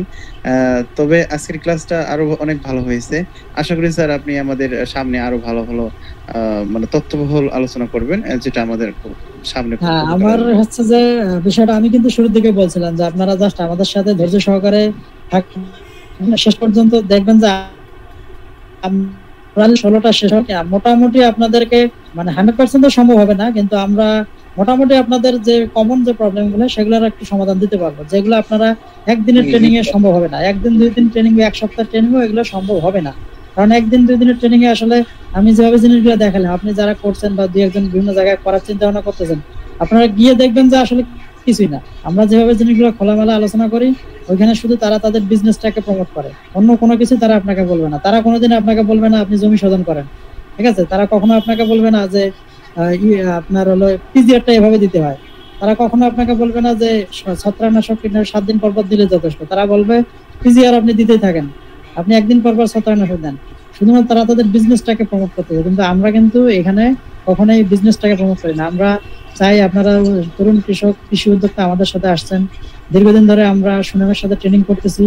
আমরা স্বল্প মানে ন্যূনতম ফিতে আমরা চেষ্টা করতেছি আপনাদের এভাবে সহযোগিতা করার। তো আশা করি শেষ পর্যন্ত থাকবেন এবং আমার ভালো কিছু দিতে পারবো, এটাই আমার প্রত্যাশা আপনাদের প্রতি। ঠিক আছে স্যার। 4-5টা ঔষধ, 4 কীটনাশক 17 সব একত্রে দেওয়ার জন্য বলে, তো এইটার পরে দুইটা এই 4টা বা 3টা এটা তো আমি বললামই যে এটা তাদের বিজনেস, তারা একটা জায়গায় 5টা কীটনাশক বিক্রি করলে 100 টাকা জায়গায় 500 টাকা বিক্রি করবে, কিন্তু আপনি তো 500 টাকা খরচ করলেন যেখানে আপনার 100 টাকায় কাজ হয়ে যেত। তো আমাদের কাছে আপনারা পরামর্শ নিলে আমরা ঠিক 100 টাকায় আপনার কাজ করে দেবো, এটা গ্যারান্টি। ঠিক আছে, তো আমরা আজকে শেষ করি। শাহনাজ, প্রায় অনেক সময় হয়ে গেছে।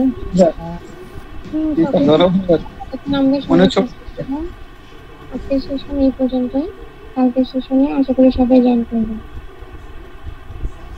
শেষ পর্যন্ত সবাই ভালো থাকুন। আগামীকাল এবং পরশুদিন আমাদের বাইরে ট্রেনার থাকবে, ধান গবেষণা এবং উপজেলা কৃষি অফিসার, ও স্পেসিফিক কোনো বিষয় নিয়ে আলোচনা হবে অবশ্যই। তো ততক্ষণ পর্যন্ত ভালো থাকবেন, সুস্থ থাকবেন এবং সবাই চেষ্টা করবেন লাইভ ক্লাসে জয়েন করা। ঠিক আছে, লাইভ ক্লাসে জয়েন না করলে আপনারা এই প্রশ্ন করার সুযোগ পাবেন না এবং আপনার সমাধানগুলো পাবেন না। ঠিক আছে, এই জন্য আমরা বরাবরই বলি যে এই জন্য আমরা রেকর্ড দিতে চাই না বা রেকর্ড গুলোকে আমরা নিরুৎসাহিত করি। রেকর্ড আমরা দেই ঠিক আছে, কিন্তু আমরা চাই যে আপনারা লাইভ ক্লাসগুলো করুন, এটা আপনাদের জন্য সব থেকে ভালো হবে। তো ঠিক আছে, সবাই ভালো থাকবেন, আগামীকালকে আবার দেখা হবে। আসসালামু আলাইকুম। ওয়ালাইকুম আসসালাম স্যার, আসসালামু আলাইকুম।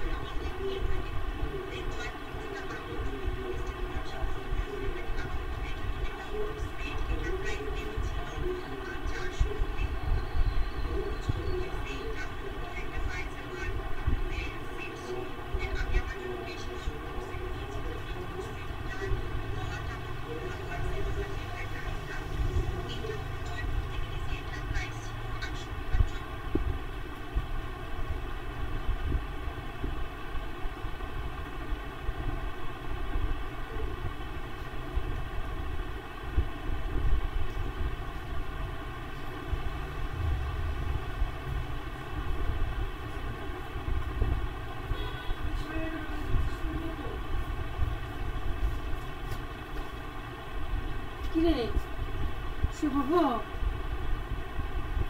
হ্যাঁ সব আমি এসি চালাই দিচ্ছি এসি চালালে কিন্তু ঠান্ডা বাতাস তো তাই হ্যাঁ ফ্যান চালাচ্ছিস কি শুধু ঠান্ডা লাগছে তো ওই এসিতে শেষ হয়ে গেছে